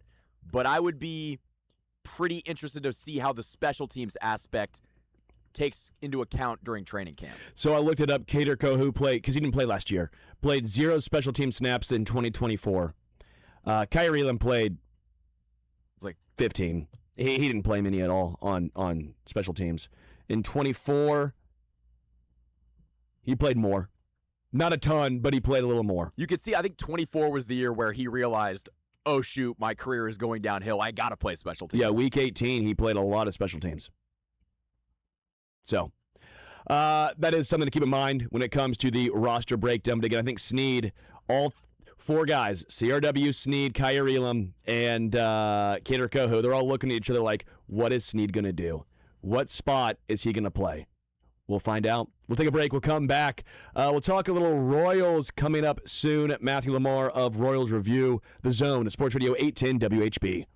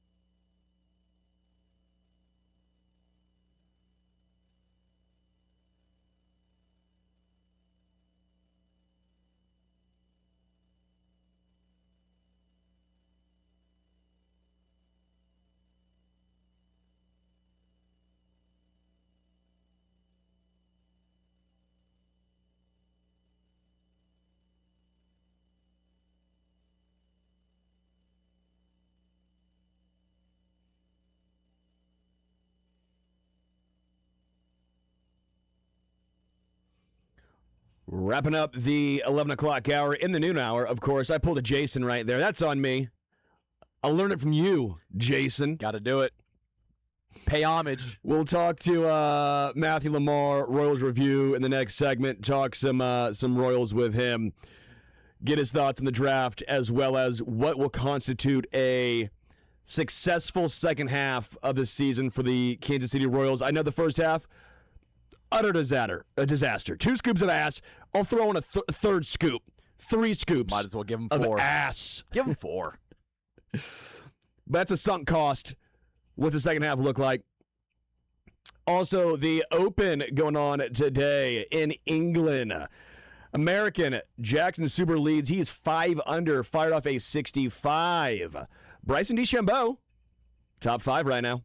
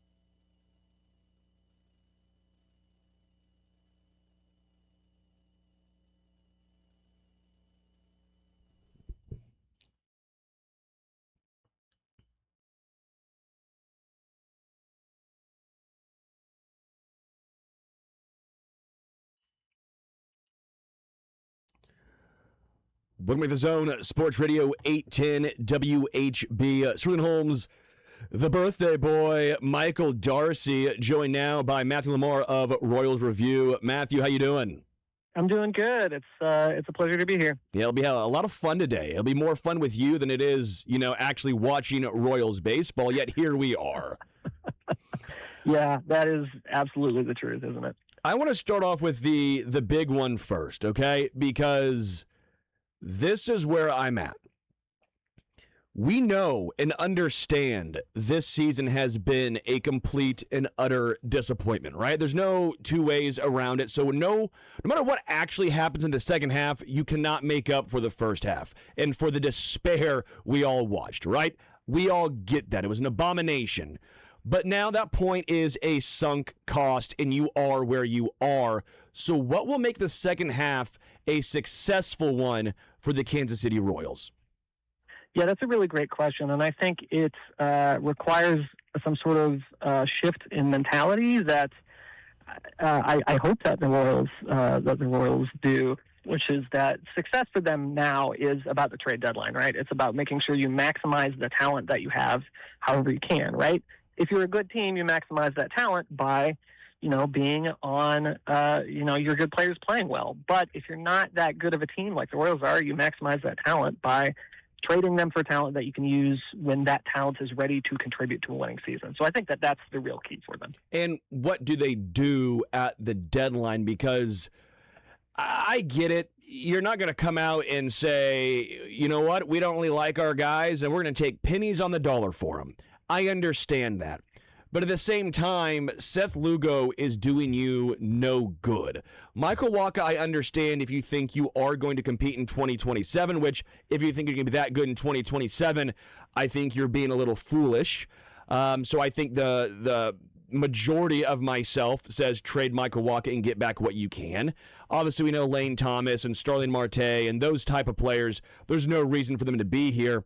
But those two in particular, Seth Lugo and Michael Wacha, what does their value look like? And if the Royals do keep them, what does that say about J.J. Piccolo and what he thinks about 2027? Yeah, well, you mentioned, trading for pennies on the dollar. For both of those guys, the Royals are in a good position in that they can, trade them in the offseason, right? Both of them are under contract for further than this season. So that gives them options, right? They can decide, hey, look, we can trade you at the deadline if that's where the best offer is, or trade you in the future if that is where the best value is. And look, it depends on who's buying. It depends on who's selling. There's a lot of different, variables for that on who is, if you trade someone at the deadline versus at the end of the year. But the good news is for both of those players, the Royals don't have to trade them right now. You know what I mean? Yeah, but you better. I'm sorry, like Seth Lugo specifically. Michael Wacha, I could try and talk myself into it, okay? Wacha, I can understand. His contract's not ridiculous, especially for next year. If you told me in the offseason the Royals signed a veteran pitcher who has a 3.7 ERA, who will pitch 170-plus innings for $14 million, you'd say, yeah, sign me up. I'll take that right now. I'm all the way in. That's what Michael Wacha would be for next year, right? Seth Lugo is 21-ish million. Even if you don't get much back besides a live arm, I think you do it just to get the money off of the books. I know other teams are going to be in the same understanding of, hey, we're not going to give you a lot because of the contract and how bad Seth Lugo's been, but I think the Royals would be delusional if they think this is the same Seth Lugo who was the guy who pitched to a 3 ERA before he signed that long-term or at least a lot of money extension. I think for me, I don't care what you get back for Lugo. You just do it to get the money off the books. Yeah, for sure. And the thing about Seth Lugo is, and in general about the money, the Royals and every other team in baseball are entering this weird situation where the competitive balance agreement is going to expire at the end of this year. And so, moving some of that money off the books may be a good idea. when you look at the draft and how it played out for Kansas City, I think there's two ways of looking at this. Let's start with the overarching period of the players themselves. Zion Rose, a surprise. It sounded like Booth was going to be the guy. Who knows? Maybe some behind-the-scenes aspects played a factor as far as coming to an agreement on a contract, yet Zion Rose was the pick at 6. That is what we know. Taylor Rabe, he was the next guy, and Jack Slytom, which was a guy they might have to go a little over slot to get him to sign. Overall, how did you feel about the Royals draft? Yeah, that's a great question. I would give them like a solid C+, B-. I was okay with it. You know, it's certainly not the worst draft that the Royals have done. But you mentioned, right, the signing bonus and the you know, basically every team in the draft gets a bucket of money. They can use it however they want. And there's two approaches, right? You can take approach A, which is like, let's call it the Jack Caglianone approach. You pick the best player available, you pay what they're asking, that's it. Or you can do approach B, which is what the Royals did this time. And the Royals picked somebody who they could offer, you know, a little less to, and then that spread that money around a couple of other picks.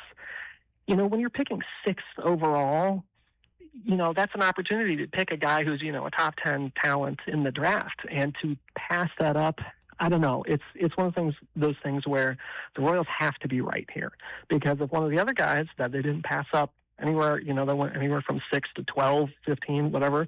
If one of those guys, you know, becomes a star or, you know, makes it to the big league faster than Zion, you know, then the Royals start to look a little silly, which is, you know, not their primary point. Their primary point is to win baseball games, but in this case, there's a little bit of a similarity there. So I thought it was okay. You know, I'm glad that the Royals didn't select a high school pitcher, which is always what I worry about. High school pitchers are just very, very risky, and I think that the Royals need a little bit of a safer bet.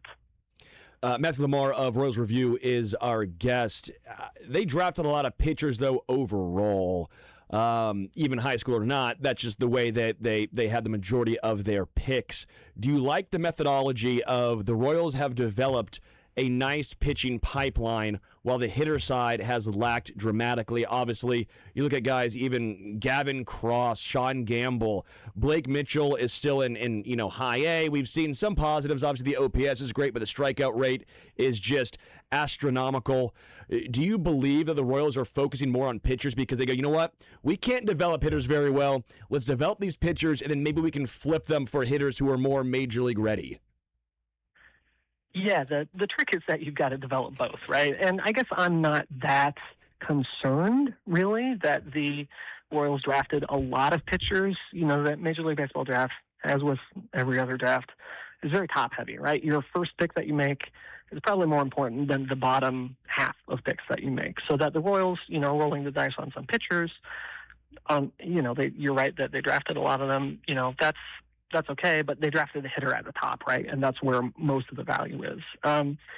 You know, and the other factor is, of course, there will be non-draftees who will sign and fill out the roster. But you're right. The trick is you got to develop both. And the Royals have been better at developing pitching than they have developing hitting. But look, the Royals are 30th in the league in bullpen ERA, and they're 25th in the league in starting pitcher ERA.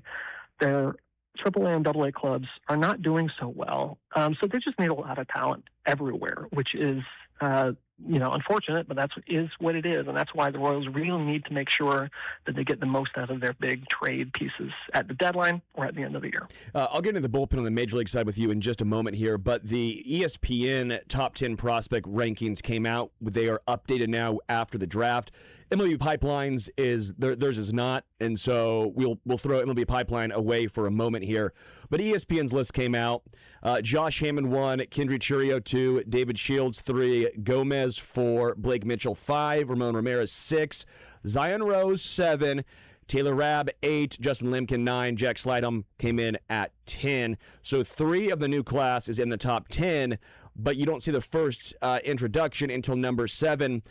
I was maybe a little disappointed that, and again, these are all rankings before these dudes have played in even minor league baseball, right, for the 3 guys that were added. But if you're picking 6th overall and you're joining a farm system that is not noted for being very good nor very deep, I don't know if that's a great sign. What was your main takeaway when you hear that top 10 prospect list? Yeah, I think that particular list is a little lower on Zion Rose than it maybe should be. I think for sure he's a better prospect than Blake Mitchell at this point, who I'm a little down on because Blake Mitchell just strikes out a huge amount, and it's really, really hard to make it in the big leagues if you're striking out at 35% in A-ball, which is what he is and what he has been. So I think the list is maybe a little down on Zion than it should be. But you're exactly right, and this goes back to the Royals picking somebody who was, before the draft, around the 20th best prospect in the draft. When you looked at Baseball America or Fangraphs or ESPN or MLB Pipeline or all of these outlets, The Athletic, he was around the 20th, and they picked him number 6. So the Royals better be right here.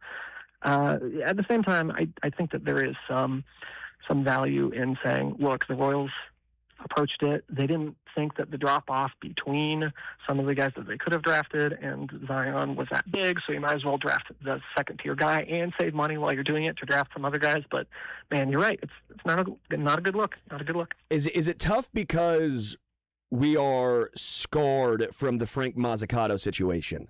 Because that was the real last time we saw this was Frank Mazzucato, so you could sign Ben Cardona and then Carter Jensen. Now, Carter Jensen looks like a piece, right? He does look like a really solid piece, so that looks solid. Ben Cardona, you don't know yet. He's been injured. And obviously Mazzucato, we know what he has been, which has been brutal. I mean, it's been brutal to put it mildly. Do you think that maybe we are scarred from that? But also part of me sits back and goes, if the Royals go off the beaten path and do this again and get it wrong, at some point you can't be the smartest guy in the room, because the 2 times, they had 3 times, but 3 times you went with the consensus guy, Bobby Witt Jr., Jack Caglione. Asa Lacy was also that guy, to be fully fair. You're 2 for 3, and the other time we saw it this way where you tried saving money at the top, you are, I would say, pretty solidly 0 for 1.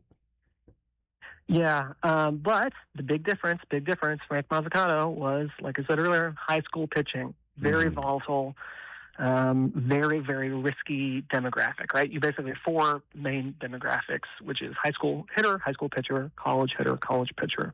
And college hitters, especially outfielders, are among the most likely to make it to the big leagues. And that's a very different demographic than drafting Mazzucato, but even then, when you're describing, right, they use some of that money so that they could get, a guy like Carter Jensen. Well, that's the hope, right? Is that by spreading the money around, it's not you're entirely focused on the top guy, and if he doesn't work, that's bad. But you have 3 different guys, to hopefully make it to the big leagues. But I think, smartest in the room, I think, is something that you really have to think about with the Royals here, which is, benefit of the doubt. Have the Royals earned the benefit of the doubt? And, the draft is very tricky for every team. But I don't think the Royals have earned the benefit of the doubt, which is why there's some consternation about this. And I think potentially rightly so. I like Zion Rose as a pick. I like the demographic that he's in, being a college hitter. I like that he has a good hit tool and doesn't strike out a lot. He's got some athleticism. So, I like the style of pick, but it goes down to, the Royals, who are on pace for 100 losses and lost 100 games a couple of years ago, are, once again sort of, zagging when everyone else is zigging, or however you want to put that. And you trust them. And that's the sticky thing for a lot of fans right now. Matthew Lamar of Rose Review is our guest. Go to the bullpen. Why has it been so bad? I mean, the bullpen going into this year I thought was going to be average. I didn't think it was going to be amazing, right? I didn't have any sort of expectation of, this bullpen's gonna absolutely deal. They're gonna shove. I liked Carlos Estevez to an extent, but I thought he would have some regression. I didn't know it was going to be, obviously, the way it was. He's been injured all year, but even before that, the velo concerns were there. Only one guy, maybe 2, have done their job. That's Daniel Lynch and John Schreiber. Matt Strahm, I have no idea what happened to him. Lucas Erceg has been beyond frustrating because you see some of the more top-end stuff, if you will, but the results have been atrocious, and even the stuff has taken a tick back. Why has the bullpen been so bad? Yeah, you've mentioned, I think, the three biggest things, which is, Estevez, whose underlying numbers last year were not that great, even though he had a ton of saves. You looked at what was under the hood and you worried a little bit. And sure enough, that's sort of what's happened, right? Where Estevez has declined. And then your other two guys who the Royals entered the season, wanting to be the top, of their bullpen, Matt Strom, who, it's just aging and injuries, and it happens. It happens to every pitcher, and you're rolling the dice that you can get them before, that starts to happen. And so, that was a bad move. You would rather have Jonathan Bolin, who's done very well. That move doesn't look that great. And then, with Lucas Erceg, he is sort of an interesting case in that, he hasn't pitched for a long time, but, he is, relatively old for, a guy with 3 years of service time. So there's that factor, as well. And so those three are the big things where Estevez has just not been able to pitch. Erceg has been worse, and then Strom, looks to be on the decline phase of his career.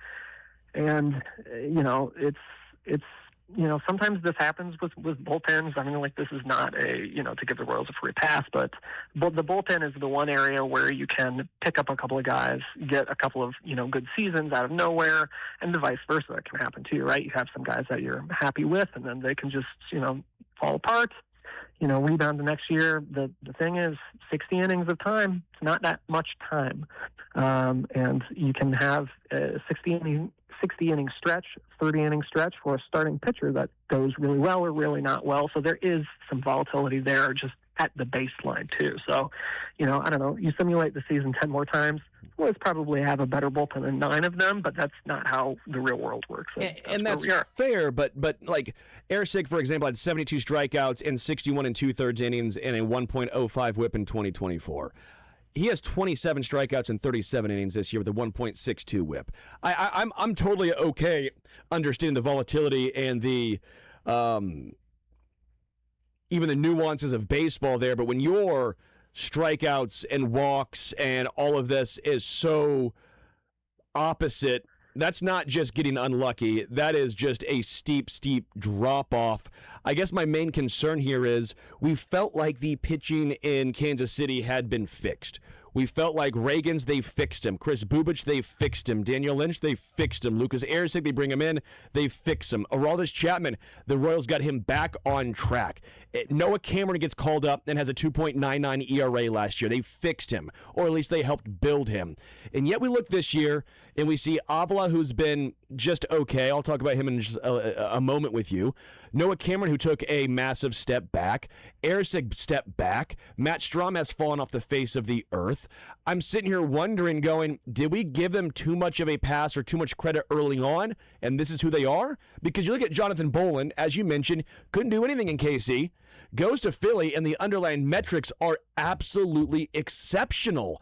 So I don't know what to think of the major league pitching staff right now.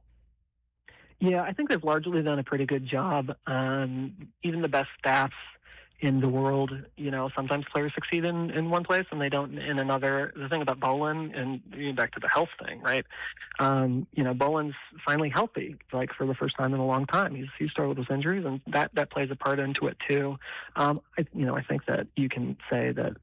And what I think is the biggest issue is a strategic misplay, right? That there's some downside when you guys have guys who are 33, 34, 35 years old, anchoring a bullpen. That's some potential for some serious downside.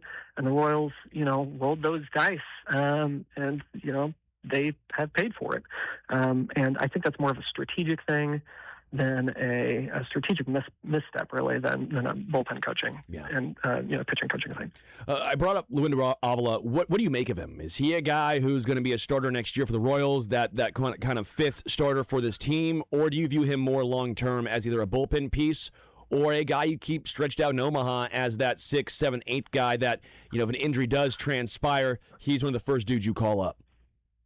Yeah, I don't know, but I would like the Royals to pick, and I think that's part of the problem, which is you saw, Bailey Falter sort of complaining about that earlier in the year, where the Royals have said to Avila, like, hey, you're a, one-inning bullpen guy. Nope, now you got to, pitch bulk innings. No, you're a starter. And I think that, saw this a little bit with, Carlos Hernandez a couple of years ago, but, I think that you get the best out of pitchers when they have some sort of role, and it doesn't need to be like you are the eighth inning guy, but I mean, are you a bulk guy, a starter, or a one-inning reliever? And Avila has had to fill multiple different roles. I think he will be better. I think he could be a serviceable starter, and I think he could be a pretty good reliever, but I don't think that he can do both of those at the same time, which is what the Royals are asking of him. So I like him. He's young. He's had a good minor league track record, but the Royals have to pick a spot for him, and I think that's not really putting a guy like him into a place for success. How do you view 2027 for the Royals, and how do you think the front office of Kansas City, J.J. Picollo, views 2027? Because I view it as one more year of this is probably going to be rough. I think it should be rough. I think that they should move a lot of pieces and try and build for 2028. I think that they are far away right now based on what we've seen. How do you view 2027, and how do you think the front office views it? Yeah, I'm with you. I don't see how they're that good of a team, right? They're gonna get to 100 losses ish, right, upper 90s, and then from then to say, okay, now we think 2027 is going to be a playoff team. We've seen that in the past, but I don't think you can count on turning 100 loss teams into playoff teams every year. Most of the time, that doesn't happen. And statistically speaking, a team this bad does not make the playoffs the next year. So I'm totally with you there. What I think is most important, though, is I don't think that the front office agrees with either of us. I think the front office thinks that they can compete in 2027, and you look at the American League this year and you see how mediocre it is. Well, maybe you could make it into the playoffs with a 500 record-ish, but I think you should have your sights set for higher than that. And I think that the Royals, generally speaking, have not made the hard choice pretty much ever since Dayton Moore became the GM 2 decades ago. They would rather, gear up and try to be competitive rather than swallowing the pill and, maybe taking your lumps and then coming back stronger. That's not really what the Royals are built into. I will say the other factor of this is Bobby Witt, right? You have one of the best players in Major League Baseball on your team. You're going to have him for so long, whether he retires with you or not. You want to maximize the chances of winning a World Series with Witt. I just don't think that by trying to compete in 2027, you are maximizing the chances of winning a World Series with Bobby Witt.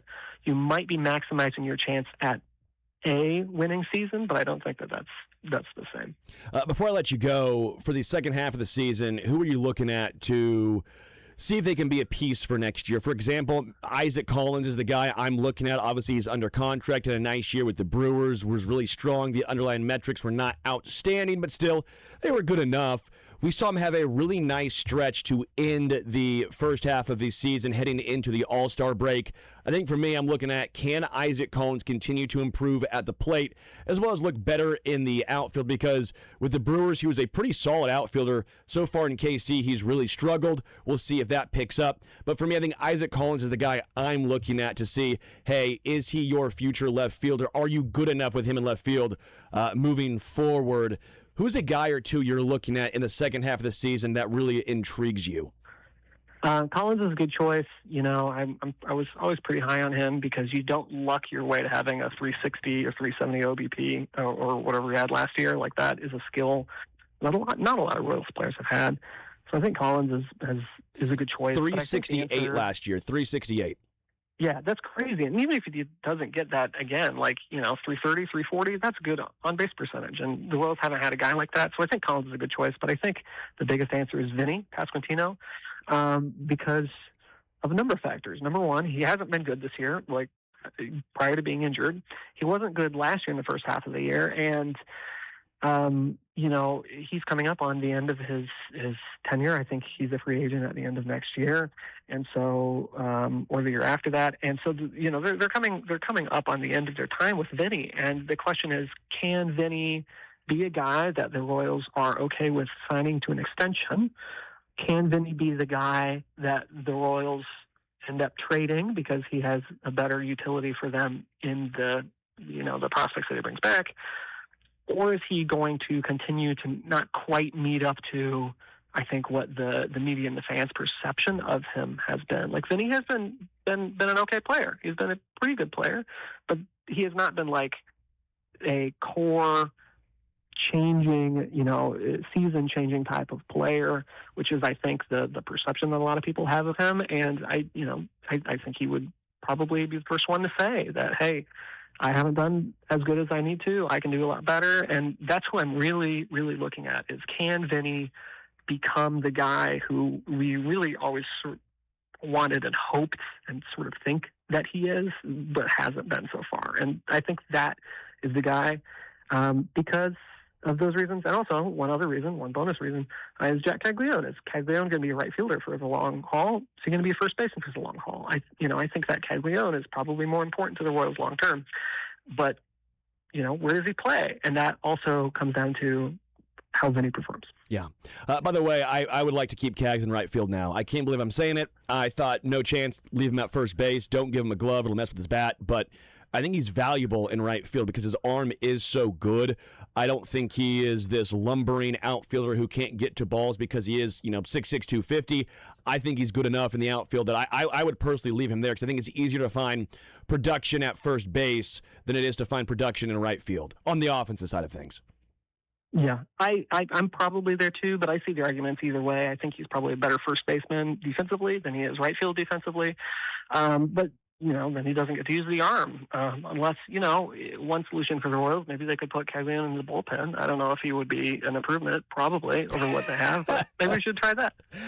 You know what? First baseman and relieving pitcher, just reliever. I like this. I've said that for a while. They won't because of the ACL concern or the UCL concern with Tommy John. But let's be real, Shohei popped it and was still able to hit, right? So what's the difference? Yeah. And, they drafted him as a two-way player. I think that they're bad enough that, let's see what happens. It's as good of a, strategy as anything. Matthew Lamar with a great little piece of advice for the Royals as he leaves. Matthew Lamar, check out all his great work on RoyalsReview.com. Really appreciate it, man. Yeah, thank you. We'll take a break. We'll come back. More Zone, Sports Radio 810 WHB.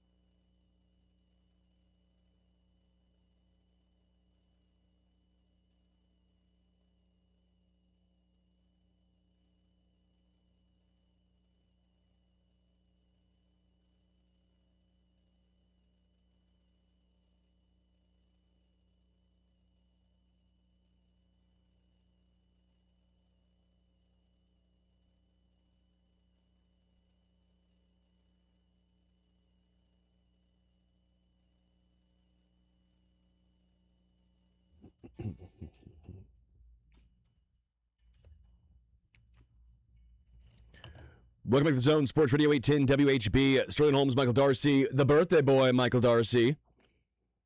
Then you get into Matthew Lamar of Royals Review, getting some Royals talk in there. What will constitute I know it sucks, but a successful second half of the season for Kansas City. We'll play some sports or leisure in the 1 o'clock hour, of course, playing for... Fact. Of course, playing for Johnny's Tavern. $25 gift card to Johnny's Tavern. I will be doing the sports side this time around. Beckany will join us and do the leisure side of things. It will be a cult classic. I'm actually really excited to see what Bethany's categories are. What's she going to bring? Is she taking over for yours? Or... Yeah, she's doing her own. Okay. Oh, this is going to be awesome. told her, do your own. This will be great. So I have sports, and mine are going to be lame. But it'll be fun for everyone. Yay. Actually, I like mine. Mine are kind of fun. You should have combined sports and yacht rock. Tried to find, like, trivia Why questions. and you tell me this now? It'll be a tough category to find.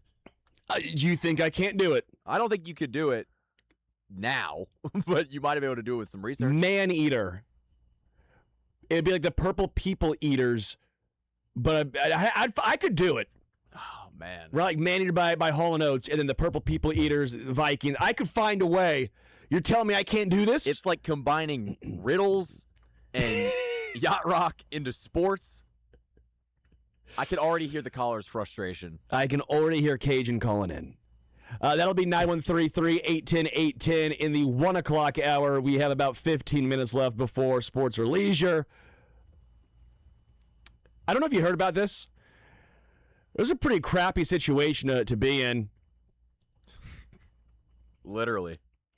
Kansas City firefighters rescue man from a porta potty. How? How did you get in there? Sir? I think for this conversation, how is a great question, but why might be a better question. Why? We don't need to know why. I don't care about the why. No. How? How do you fit in a porta potty? You've seen a porta potty. Yes. You've smelled a porta potty. I have. How, sir? How? I think it goes back to why. It goes back to what? Like, no. I'm talking the actual physics of how do you fit in that thing. You probably just have to torpedo it in. Brother, that's a mark and a half. You'd have to pencil into the porta potty. They had to get a Jaws of Life situation to get this man out. They had to cut him out. An electric saw. That's Kansas City's finest, by the way. To Good put for up with them. that, the person also in the porta potty who is not willingly getting out. This is a bad Jackass skit. They did this on Jackass, but they launched him up into the air. Yeah, but I guess he got out willingly. Steve-O. Steve-O was also strapped to the seat, and then they just launched him in the air so all of the... Yeah, stop. We know. We know. We watched it. He wasn't swimming in it. For fun. For fun. Apparently, the rescue ended with firefighters successfully pulling him out and giving him a much-needed hose down besides the fire truck. Imagine that. You get yanked out and you have a fire hose spraying you off. I wonder who called that in. Who is like, there's these ominous noises coming from a porta potty, and we go in there, there's nobody in there. But there is somebody in there. Oh, it is just, don't watch the video. No, I thought it was AI. I saw a picture on Twitter going around of this dude's head. His head just sticking out. His head sticking out. I go, okay, that's AI. What happened here? This can't be real. It's real. And it's not spectacular. Drugs are crazy, man. That's crazy. I'm assuming that he was on drugs. One can assume. Going back to the Chiefs real quick. Yeah, how does this relate to the Chiefs?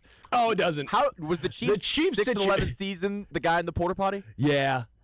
Or are we the guy in the porta potty? That's a really good question. Swimming in the stench of gross. Thinking that things are going to get better and we're just covered in poop. I hate what you just said. We gave X Factors, myself, Maddie Lane, Darcy for you. X Factors. I do think that a guy like Kyrus Tonga, for example, would be the X factor for the defense. Maybe a guy under the radar because of what he'll do for everyone else. And what he'll do for Chris Jones, Peter Woods. Let's hope the edge rushers, because he's going to eat a lot of blocks, right? And by doing that, it'll allow guys like Nick Bolton to get downhill. It'll allow, whether it's Cooper McDonald, Drew Tranquil, it'll help the linebackers. It'll help the safeties get downhill. I think Kyrus Tonga is going to get 0 sacks, not a lot of tackles, but his impact will be dramatic. That's who I think defensively. Who are you looking at on defense? For the sake of being different, I'm going to go with Alohi Gilman. I think Alohi Gilman's got a lot of pressure to succeed right away because if you just look at the secondary, they're incredibly young and inexperienced. And Gilman was never a star, but you saw him take a leap when he was in Baltimore. And if you actually look at Brian Cook and Alohi Gilman's stats side by side, Alohi Gilman was the better player. And now the Chiefs put him in a system where they signed him to a 3-year contract this past offseason. This is not a 1-year flyer. They expect him to be a piece of this defense for the foreseeable future, very similar with what they did with Kyrus Tonga. But I question with the amount of youth in the secondary what the safety position is going to look like. And so I think Alohi Gilman would be an X factor because the Chiefs have gotten great safety play, whether it was Tyrann Mathieu or Justin Reed or contract year Brian Cooks. They've had really good safety play as of late. And I think for Spags to get the most out of his, cornerbacks, they have to have good safety play. Whether they bring Alohi Gilman up into the box and he's that thumper, I think he's going to be more similar to what they had in Brian Cook than maybe what Justin Reed was. I like that pick a lot. The safety list just broke as far as the top 10. We've been going through the top 10 list. This is the last one that we saw. The safeties came out today. Kyle Hamilton won. Derwin James still number 2. Good for Derwin James at his age. Crazy. By the way, I feel like he feels way older. He's 29. Whoa, I would have said he's north of 30. 32. 32, 33. Yeah, 29. McKinney for the Green Bay Packers. Brian Branch, number 4. Jesse Bates, also 29. He's been really good for the Falcons for a while. He was obviously with the Bengals prior to that. He's 5th. Eamon Warry, we saw what he did. Very young guy still. He's only 22 still. That's and crazy. Still right there. Antoine Winfield for the Tampa Bay Buccaneers. He's 7. Budda Baker comes in at number 8. Kirby Joseph, number 9. So we have 2 Lions on this list, both of their safeties. The number 10, Kalen Bullock for the Houston Texans. Brian Cook did receive a vote, but he was not honorable mention. Honorable mention was Morig for the Panthers, Jalen Petrie for the Texans, Xavier Watts for the Falcons, Kobe Bryant for the Bears, Grant Delpit for the Browns. But Brian Cook did receive votes. I think that's fair. Would it be unreasonable to ask for Alohi Gilman to receive votes next year? Or at least, receiving votes is different than honorable mention. I don't expect him to be an honorable mention, but he might be able to receive some votes. We're talking about a guy in Brian Cook who I liked Brian Cook a lot, but until his last season in Kansas City, he was not getting any votes. No, he was good as a rookie and then got hurt. Yeah. The injury sapped his athleticism for a little bit. It was the ankle, I believe, and then came back and was really, really good. Yeah, I don't know if I'd go there because there's so many good safeties, and it all depends on your flavor because it's not just free versus strong. There is both. Right, I guess you make the same on edge as well if there's 2 guys on a team. But, for example, in the also receiving votes, here are the names. Minkah Fitzpatrick, Jalen Ramsey, Kevin Byard of the Titans, who's really, really good, Brian Cook, Hufanga, who has shown glimpses of greatness at times, Julian Love, Javon Holland, Quentin Lake of the Rams, who I think we all liked a lot and thought maybe the Chiefs would go after him. There's a lot of really, really good names. I don't think I would expect him to be on that list. As much as you're right, I like Alohi Gilman. I think it's a good fit. Like Justin Reed, for example, isn't even getting receiving votes. But Now, did Justin again, Reed that was get it also with him in New Orleans? I wonder if I'm I can curious look what up. Justin Reed's ranking was when he was in Kansas City. I don't expect him to be a top 10 guy, but man, he must have been borderline because he was a very good safety here for what, 2 of the 3 years? Yeah. You could even argue He 3 was good for all 3. He was good for all 3, while Tyrann Mathieu was elite for 2 and good for 1. Basically what it came down to. But just wanted to point that out. Again, no Alohi Gilman on this list, but we did see a Brian Cook. But again, Brian Cook is getting paid like a top 10-ish sort of player at safety, right? But he shows up not only not in the top 10, not in honorable mention, but in the also receiving votes. Just something to keep in mind. Maybe the Chiefs were smart in moving on from that contract. We will take a break. We will come back. Again, coming up in the 1 o'clock hour, we'll be playing Sports or Leisure, The Zone, Sports Radio 810 WHB.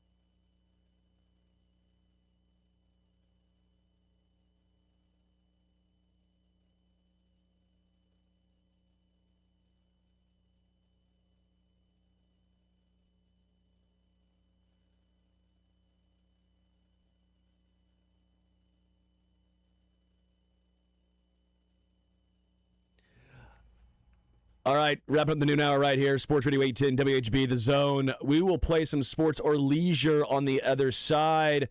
Bethany, a.k.a. Beckety Bowman, will be filling in, doing the leisure portion of things. I'll be doing the sports portion of things. You want hard questions or easy?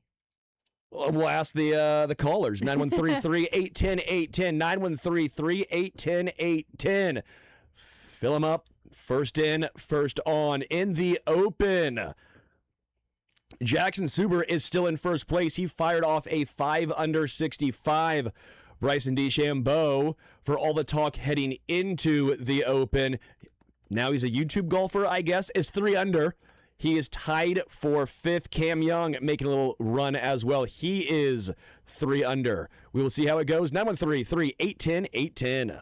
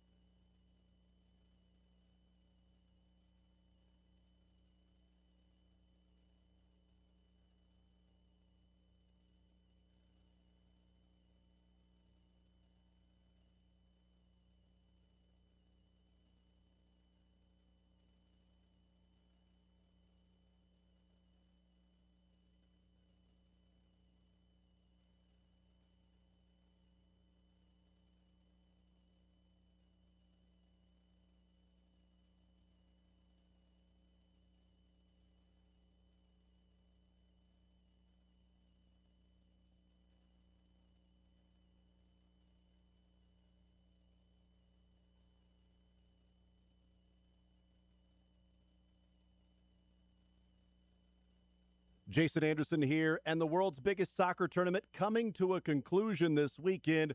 On Kalshi, you've been able to, and you can continue to trade every match from the opening stage all the way to the final. And the final is set with Spain taking on Argentina to see who is going to win the biggest tournament out there. If you're going to go with Spain, they are the favorites in this one. You're almost doubling your money if you play the market and trade the market for Spain. If you want to go with the back-to-back champs, maybe Argentina winning 2 World Cups in a row, you're going to more than double your money with what they are trading at right now. And depending on how the match goes, you can trade in and out of your position as that percentage grows or gets less or whatever it might be. That's the beautiful part. On Kalshi, you're trading against peers in a live market, meaning there's no house. And as the probability changes, you can buy in and out of your position. And for a limited time, download the Kalshi app and use code JASON810, JASON810 to get $10 when you trade 10. That's code JASON810. It's on Kalshi, Kalshi. Kalshi, trade the beautiful game.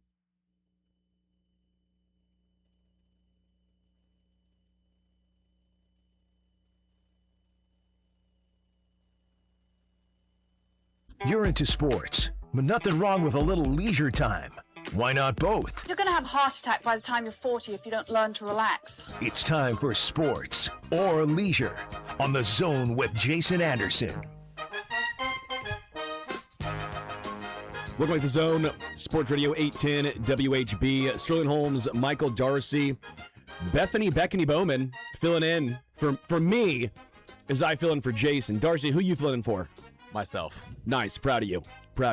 I'd like to say it's been a long time since we've told the story of why I'm Bethany. Yeah, why are you Bethany? Let's let people know. We don't really have a whole lot of time for that, but We have an hour. Okay, you're right. No, we just had a very regular person in the building here that apparently didn't know my name was Bethany, and so he thought it was Bethany, and now I will never be called by my real name again, unfortunately. Have you ever met a Bethany? I don't think Bethany is even a real name. I think it's a... No, but people around town now, once we get to talking, and then they're like, what do you do? And I'm like, oh, I work at Sports Radio 810. They're like, oh, you're Bethany. Yeah, you're Bethany. So funny. Congratulations. I love it, but kind of hate it too. But it's kind of good. So you'll be doing the leisure side of things today. I'll be doing the sports side again. You call 913-381-810, and we will give you a sports question and a leisure question. You pick which side you want to go with first. You get them both right, you win. And what do you win? A $25 gift card to Johnny's Tavern. You can take me, you can take Bethany, you can take Darcy, or you can take me, and I'll drink beer with you. It's just that simple. You lose, well, that question is still out there to be answered, and we still like you. If you lose, we still like you. I'm not Jason. I'm not going to hate on you behind your back. I'll hate on you to your face. All the time. I'll hate on you to your face. That's what we'll do. So, for the sports side of things, I have 2 categories today. We have the Open in honor of the Open. Golf. Only a few questions here. Fairly simple, but we're talking golf in the Open. We also have Chiefs record books. This one's pretty fun. Some are easy, some are hard. It is who holds certain records in the Chiefs record books. What do we have on the leisure side? On the leisure side, we have Tavis, which is Travis and Taylor. Oh, okay. Nice. Trivia. You could also pick, I've been really into Lionel Richie. Oh, sure. Lately, so could be Lionel Richie or the Commodores, you never know, but something to do with Lionel Richie. Mm-hmm. And then also brands, so like think, Coca-Cola or Nike or things like that. Love that. I'm ready. Are you ready? I'm ready. Darcy, are you ready? I'm so ready. Darcy, this is the happiest you've ever been. Let's start off. We will bring on Tim. Tim, sports or leisure? Let's see. Well, happy birthday to Darcy, first of all. Thank you, Tim. And welcome, Bethany. Hi. Let's go leisure with Lionel Richie, since that kind of butts up on some yacht rocky themes, right? So, Okay. Yeah. All right, first one. Which of Lionel Richie's solo albums won the prestigious Grammy Award for Album of the Year in 1984? Ooh, it's solo, so it's not Sail On because that was the Commodores, right? This is a solo album. This is a solo album. Oh man, I think I just fail because I have no clue. It's not Sail. That's the only title I know. Tim, start saying random things. You might get it right. Lionel Richie, Lady. No, what's that was one of his hit singles, but this is the album. the darn album title. Does he get any hints? We're a big hint show. I know. That's why I love you guys. We love you too, Tim. Here, I'll show Sterling. 84, huh? That was in my wheelhouse era. Gee whiz. Yeah, it might be. Don't go too fast. Sometimes it's hard when you go that fast. I was more of a Van Halen and Prince guy in that era. Can I give him one more question? If you can get. No, you can't get one more question. Okay. You I like everybody to win. Very nice of you, though. How about we switch categories? Normally it is everyone wins, but I'm sorry, Tim. Are you bowing out? I know. I'm good. I'm going on vacation. I wouldn't be able to go to Johnny's anyway. All right, go on vacation. All right. Buzz me. All right, get them on. Thank you. Have a great day. You too. All right, Thanks, Tim. let's bring on. I don't know how to get him off, by the way. This is a Jason situation. You can hang up on him. Oh, stop marking me, dog. All right, let's bring on John. John, sports or leisure? Well, I'd love to do leisure, but I can't slow down. Hey, John. I'm proud of you. Oh, thank you. Thank you very much. I can't do a Denny Matthews voice because we also don't have a Royals question, and I just don't know how to do a Denny Matthews voice like Jason. That's quite all right, because I'm probably going to do a Chiefs record book question and lose on that. No, you won't lose on this. What we're going to do here is most receptions in a game. Two guys tied for it at 14. Can you name one of the two guys? Most past receptions in a game. Oh, it's Gonzalez might be one. Tony Gonzalez. He is one of them. Do you know number two? No, I mean, I'm trying to think of guys that would have been fed the ball. So it's probably another tight end. It probably is. Is it Travis? It's Travis. Most past receptions in a game at 14. Two tight ends, Tony Gonzalez and Travis Kelce. Congratulations. Easy win for John. Well, it's always nice getting a layup when the person in front of me has trouble. So I will always take the layup. Way to be mean to Tim. Good job, John. It wasn't too hard then? It wasn't too hard. Okay, good.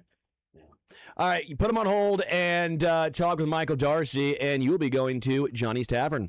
913-3-810-810, sports or leisure. Let's go to Avery.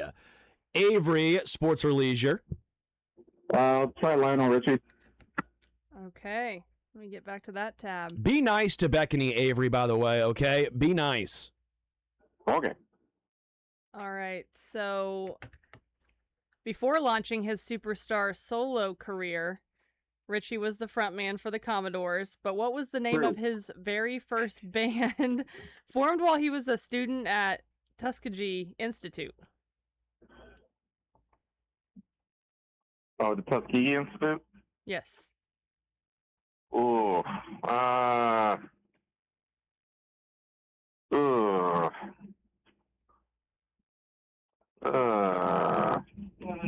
That wasn't it. It's close. You read it again? He wants it again? Yeah, the question again. All right, so what was the name of his very first band formed while he was a student at Tuskegee Institute? I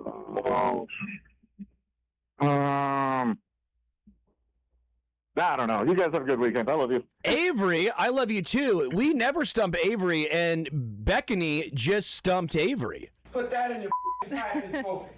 I almost feel bad. Good job, Avery. I'm proud of you. We still love you. We still love you. Bye-bye. All right, see ya, Avery. Let's bring on Matt. Matt, sports or leisure? Let's try Chiefs The Chiefs category, please. Chiefs category again. Sports Legion 913-381-810. The Chiefs category. Let's go with. We haven't had many winners today. This is kind of a fun one. Most games with 100+ rushing yards in their career. As a Chief. As a Chief. And it might not be your first thought. This guy did it 30 times. It was a guy who had a lot of touches. A lot of carries specifically. Okay, so guessing he didn't catch it much. I'm going to try Larry Johnson. Larry Johnson is correct. Most games with 100+ rushing yards. Larry Johnson with 30. I would have thought Priest or Jamal, quite frankly. But Larry with 30. Over to the leisure side. Over to the leisure side with Beckany. Let's try Brands, please. Okay. What casual steakhouse chain has its corporate headquarters in Louisville, Kentucky, despite having the Lone Star State in its name? Oh, come on. I mean, is it Texas Roadhouse? Yes. Oh, my God. What are we doing here? You're out here asking tough questions like Lionel Richie's They picked Lionel Richie. college band, and then it's like, hey, Texas is in the name, and it's a restaurant. What is it? Longhorn Steakhouse. Yeah. Well, congratulations, Matt, on that easy win. I'm proud of you. We needed a winner, so I'm glad for you, Matt. Thank you. Seriously, Bethany? That's what we're going with now? You're just gonna put the name of the product in the question? I'm sorry. It's fine. I'll allow it. I like winners, so. I like winners too, but you asked Lionel Richie's high school band. If you're picking Lionel Richie, I assume that you've read an autobiography about him. I just assumed that's a crazy assumption. Right, that's crazy. I just assume you're going to talk about like Brick House or something like that. Like where did he grow up? Where was he born? Yeah, in a brick house. Right? That's what I assumed. It'd be like slightly punny. All right, we're playing Sports or Leisure, 913-381-810. We'll take a break. We'll come back. More Sports or Leisure on the other side. Sports Radio 810 WHB. Want to see more of The Zone? Watch the show live on the Sports Radio 810 WHB Facebook, Twitter, YouTube, and Twitch. It's the summer sales event at Robside Ford. Your chance to upgrade without the stress. Robside joins me now. Rob, what's the offer? 0% financing, $0 down, and 0 payments for 90 days on nearly the entire Ford lineup. That's a serious summer deal. Sure is. And unlike your brisket last weekend, these deals aren't dry. Okay, that's fair. These savings are definitely juicy. And we're backing it up with 2 years of complimentary maintenance, a non-commissioned sales team, and top trade-in values. No pressure. No gimmicks at Robside Ford.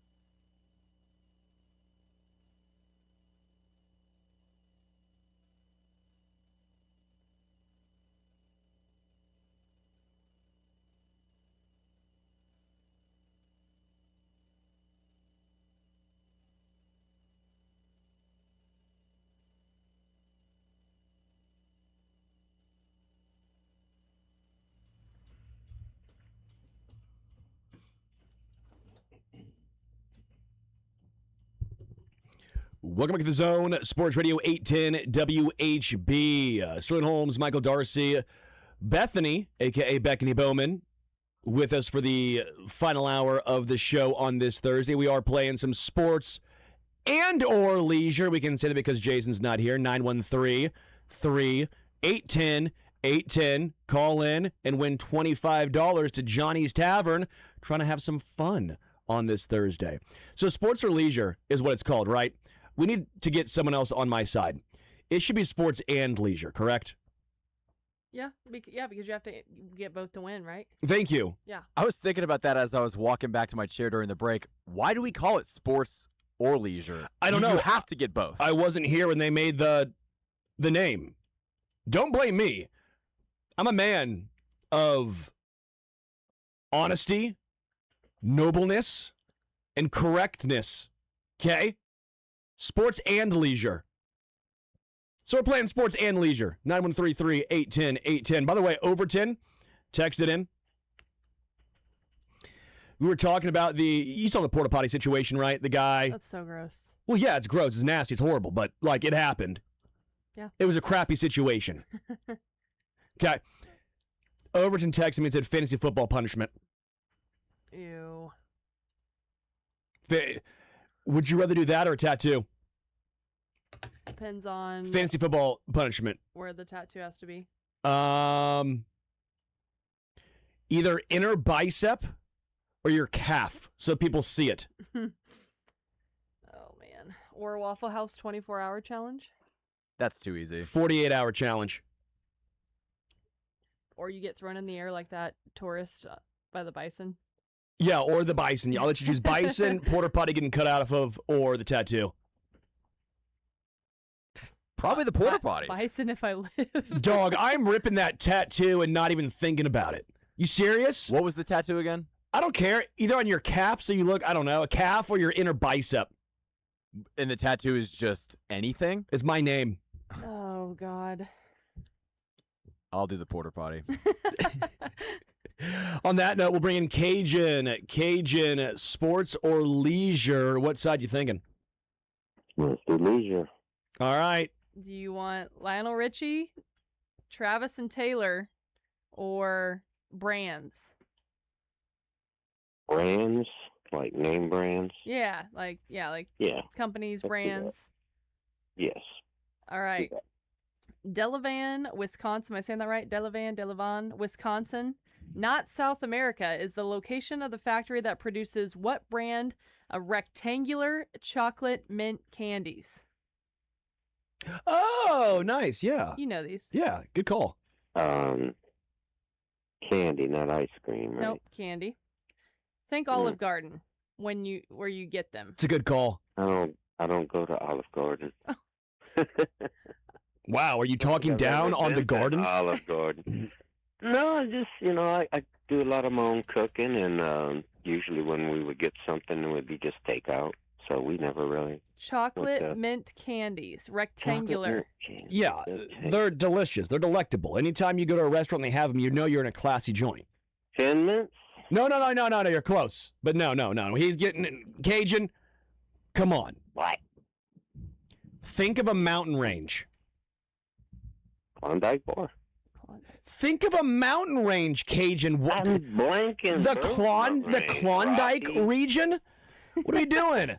The Klondikes do have the mountains on the paper, though, right? So they do. I see what he was thinking, but it's not. Whatever. I don't know. No, I don't like. You're right here. You're right here. You're right here. It is the world's longest continental mountain range, approximately 4,300 miles down the South American edge. It traverses 7 different countries: Venezuela, Colombia, Ecuador, Peru, Bolivia, Chile, and Argentina. Andes! There you go.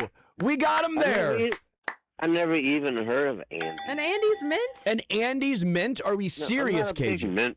I'm not a big mint person. But it's chocolate mint. Am I taking crazy pills right now? I actually always skip those mints when I'm out. Wait, how do you skip those? Don't love them.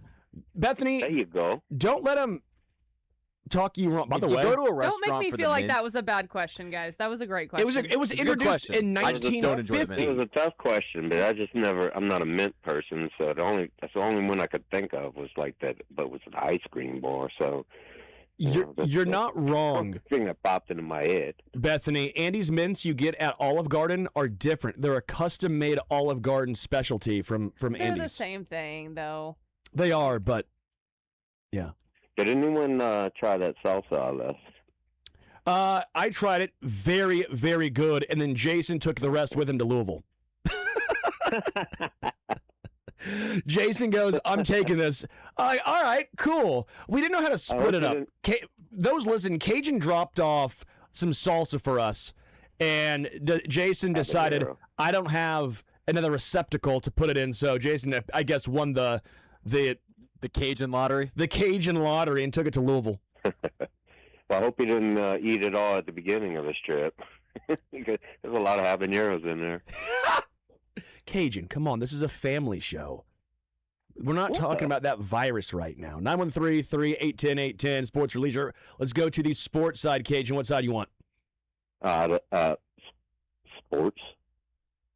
We have the Open, which is golf, or we have Chiefs record books. Oh, Chiefs record books. All right. About golf. Who had the most receiving yards in a single game?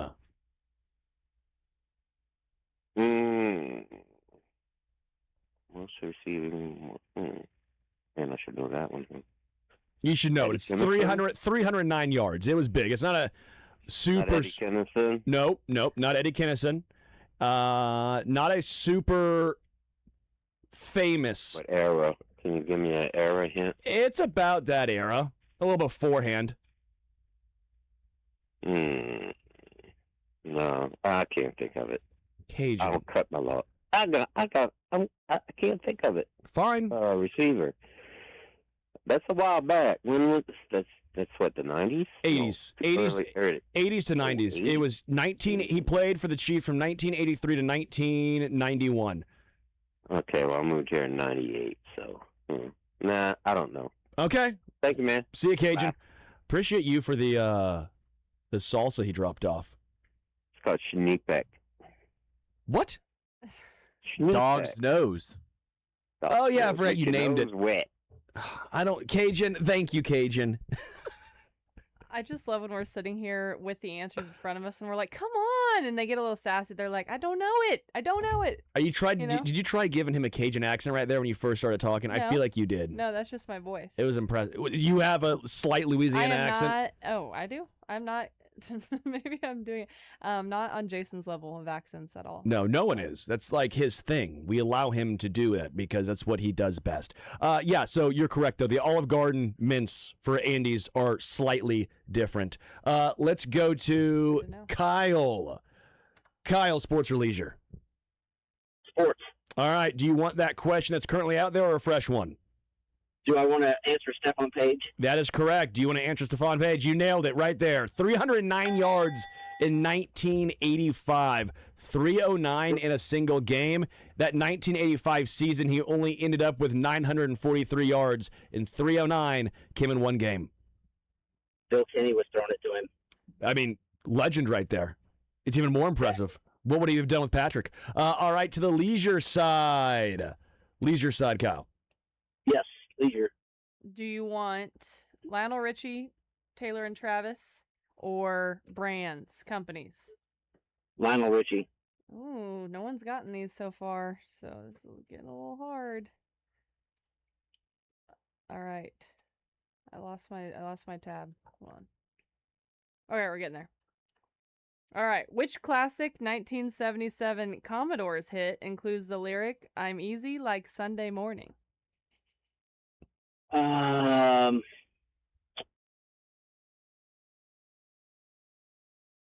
thinking of it. Start singing it. It might help you. I'm singing it in my head. I'm not going to sing it out loud. Great for radio. I say sing it out loud. Might come to you.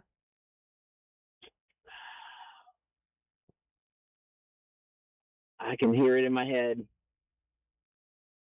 I don't know you're the gonna name be of it. very, you're gonna be very upset with yourself Yeah, if you don't get this. you will be.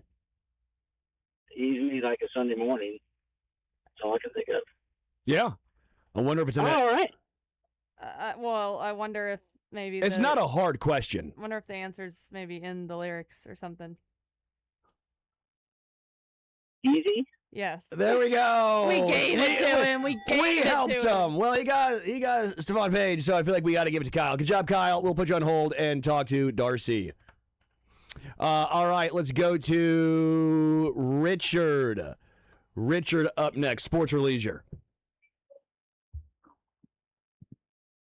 This is Andrew. Okay, and dang it, Darcy. That's a Michael slip up. That's a Darcy. That's a Andrew. Sports or leisure? Who's Richard then? We'll forget. I'll do leisure. All right, leisure. Bethany. Lionel Richie, Taylor and Travis, or companies/brands? Let's try a Taylor and Travis one. Okay. Taylor and Travis were both born in the same year. What year was that? 1987? 88?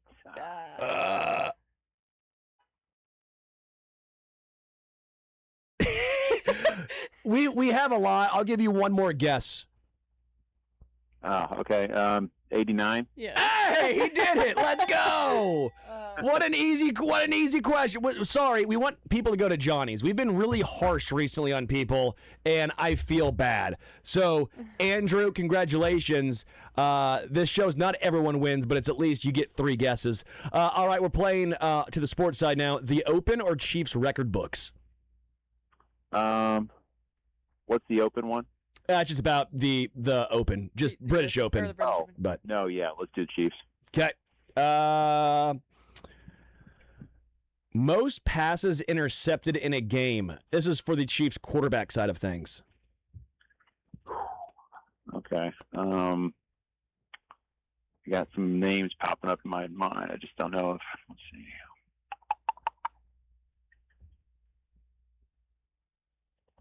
Brody Croyle? No, you didn't say that. I'll give you one more guess, okay? I can't keep doing it. I'll give you one more guess. Gotcha. That's fair. Thank you.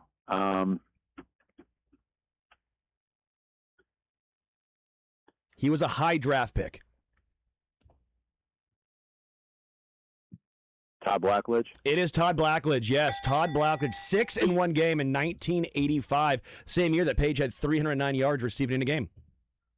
All right, thank you. Awesome. We helped Andrew along the way, but that's the point of the show, because we care.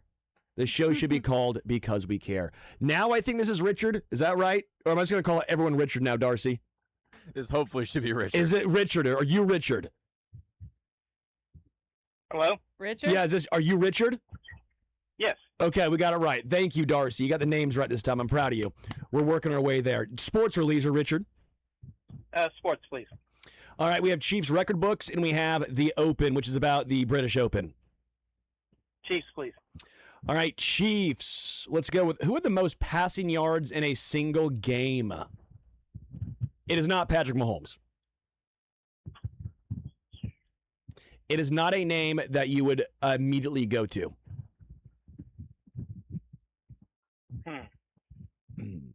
He threw for 504 yards in a single game, and it is not a name that I think most people would immediately go to. It's not one of the big four. Oh, no, Bono? It is not Bono, but again, we're being very nice. I will give you one more guess.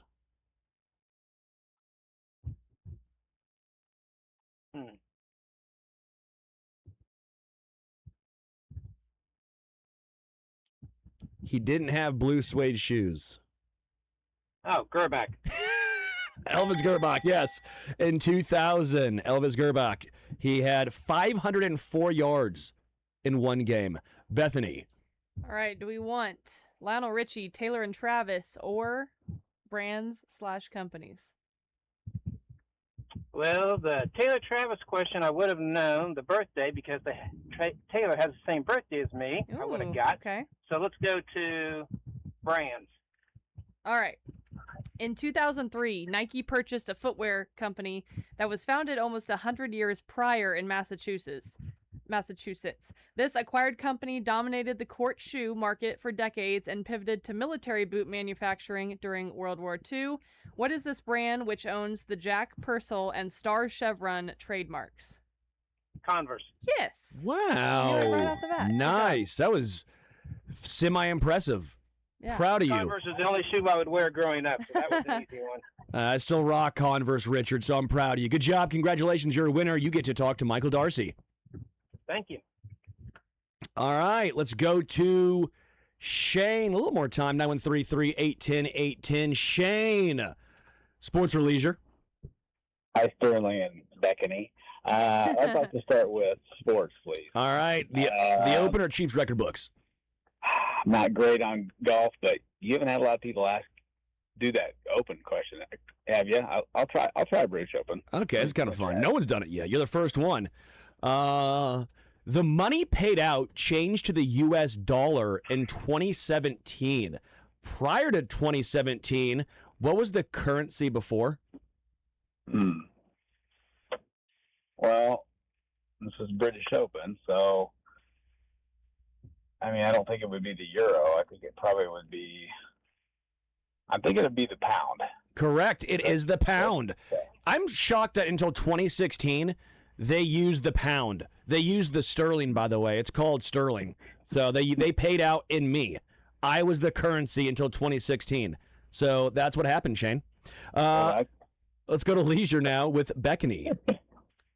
All right, Lionel Richie, Taylor and Travis, or brands/companies?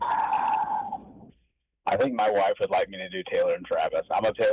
She's a huge Taylor Swift fan. Let's try it. Okay. So this one I'm actually not reading. It's kind of spinning in my head. So, as noted on his New Heights podcast, what did Travis try to give to Taylor at her Kansas City concert to get her attention first? I believe it was a friendship bracelet. It was a friendship bracelet. Hey, hell yeah. Shane, your wife's going to be so proud of you. Good job. I know. Won't she? Gosh, I feel so good about myself right now. Well, Shane, congratulations, and tell your wife that you do know about Taylor Swift. We'll put you on hold. You're going to Johnny's Tavern. Thanks, guys. Have a great day. Yeah, you too. See, look at that. You're just making wives happy all across the KC Metro. Grayson, sports or leisure, Grayson? We'll do sports. All right, Chiefs record books or the Open? The Open. All right, the Open. These are all fairly easy, but I think it's kind of fun. The trophy when you win is called what? The Lombardi? No, this is golf. Oh. Retry. Do you still want to do the Open for golf, or do you want to do Chiefs record books? Let's do Chiefs record books. Okay, I was about to say, I was like, if you call that Lombardi, I don't think this is going to go very well. Most solo tackles in a career for the Chiefs? I'm going to say, got to be on the defensive side, so linebacker, I'm going to go Nick Bolton, MIZ. ZOU, this is career, though, not just a season, in a career. I'm thinking. It was the main linebacker that I think people think about in the... Is it Thomas? No, but Derek's the first name. Derek Thomas? No, not Derek Thomas, but Derek's same first name. I'm out of answers, sir. All good, Grayson. Thanks for playing. We appreciate you. Thank you. I still like him saying Nick Bolton. That was a bold guess. That'd be a lot of tackles in it. Lombardi. I didn't even hear the question, and I know the answer. Well, I guess on the other side, we'll see. We have time. If someone calls in, there's like 2 minutes left before we have to take a break. 913-381-810. If you know that question, you can call in. I think it's a pretty easy one. I gave it away. You gave the first name. Yeah. I gave the first name. I didn't even hear the question, and I know the answer. Oh, yeah? Yeah. Do you? Yeah, I do. What if I was lying the whole time? That would be bad for me. Yeah, I wouldn't do that to you, though. I wouldn't do it to the fans, to the listeners. I care about them. We'll take a break. We will come back. Sports or Leisure, 913-381-810. The Zone rolls on.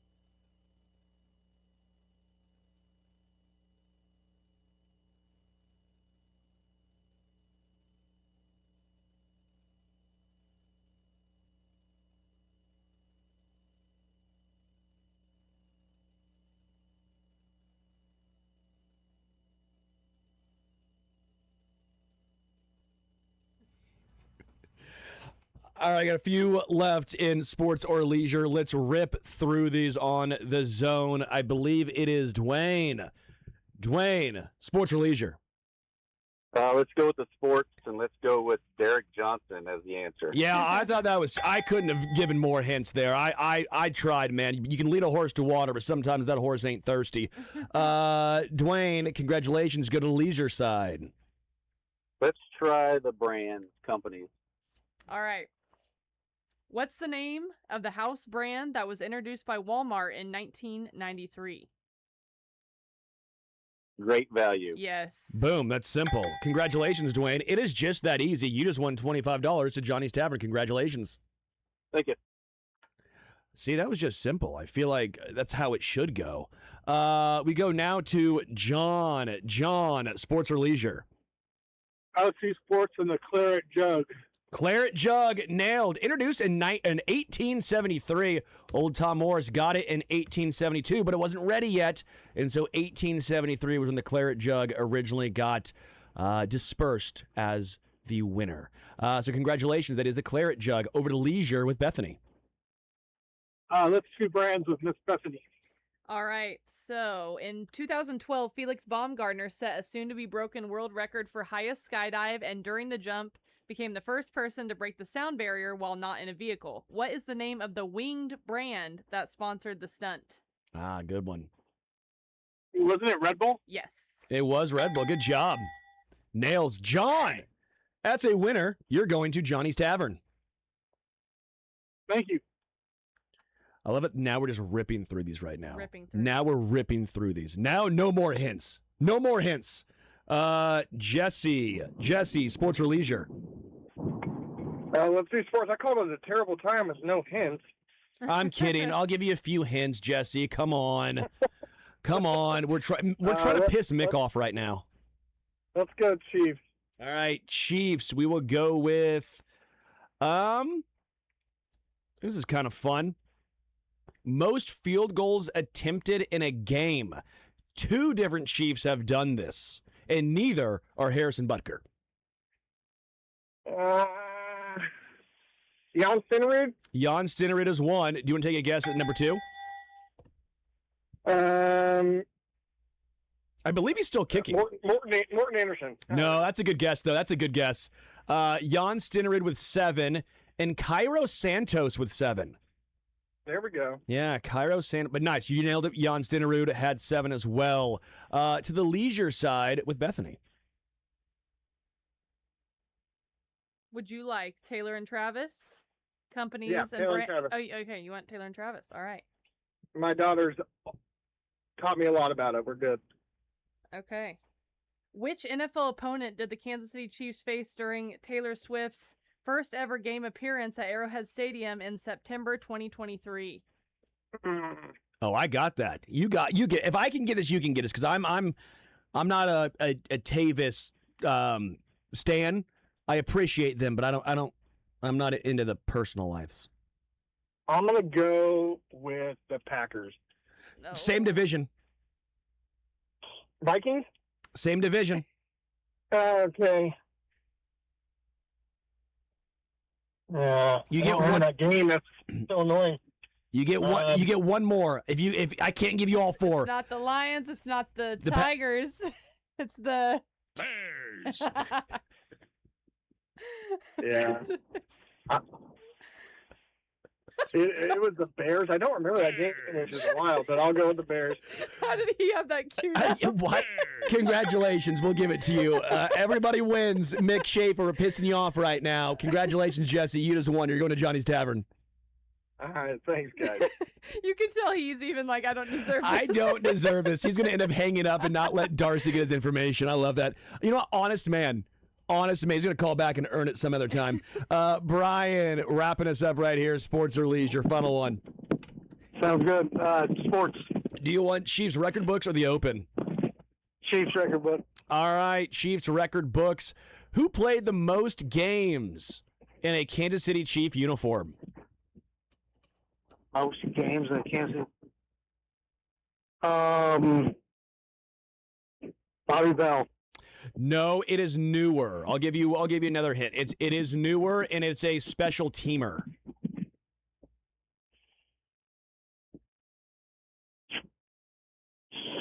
Dustin Colquitt. Dustin Colquitt is correct. The MVP of a dark era. Dustin Colquitt, most games played at 238. To Bethany. Right. All right, we've got companies and brands, Taylor and Travis or Lionel Richie. Yeah, Taylor and Travis. A nice, easy one again. Okay. Okay, this one's too easy. I'm going to look at one more. If you add Travis Kelce's jersey number and Taylor Swift's favorite number, what is the result? 100. Yes. Oh, whoa, what are the odds of that? Congratulations, Brian. You're going to Johnny's Tavern. Fantastic. All right. That was, I think, the most mad Mick Schaefer would have ever been at a segment. I think even Jason, that was too many hints. We gave a lot of hints. But guess what? Bears. Why is that a hotkey? It's not. I just found it very quickly. What did you just type in Bears? Bears. You bet I did. Who said that? Why is that like a Curtis Seabolt knockoff? We use it for opens. I don't know how it got in here. All I know is congratulations, Bethany. You did your job. That was the most winners I think we've ever had on Sports or Leisure. Thanks for and having me it's clearly play. all because of you. Awesome. I love to make people happy. You made everyone so happy right there. Michael was the one who was the least happy right there. That was a lightning round. That was a lot. I told you, we were going to get everyone in. Play the Bears one more Shout time. out to Grayson, who just let everybody get excited and call in for I feel Derek so Johnson. bad for Grayson. Grayson, we still care. We still love you. Thank you for listening. Next time you call in, I believe in you. Okay? I believe. The program comes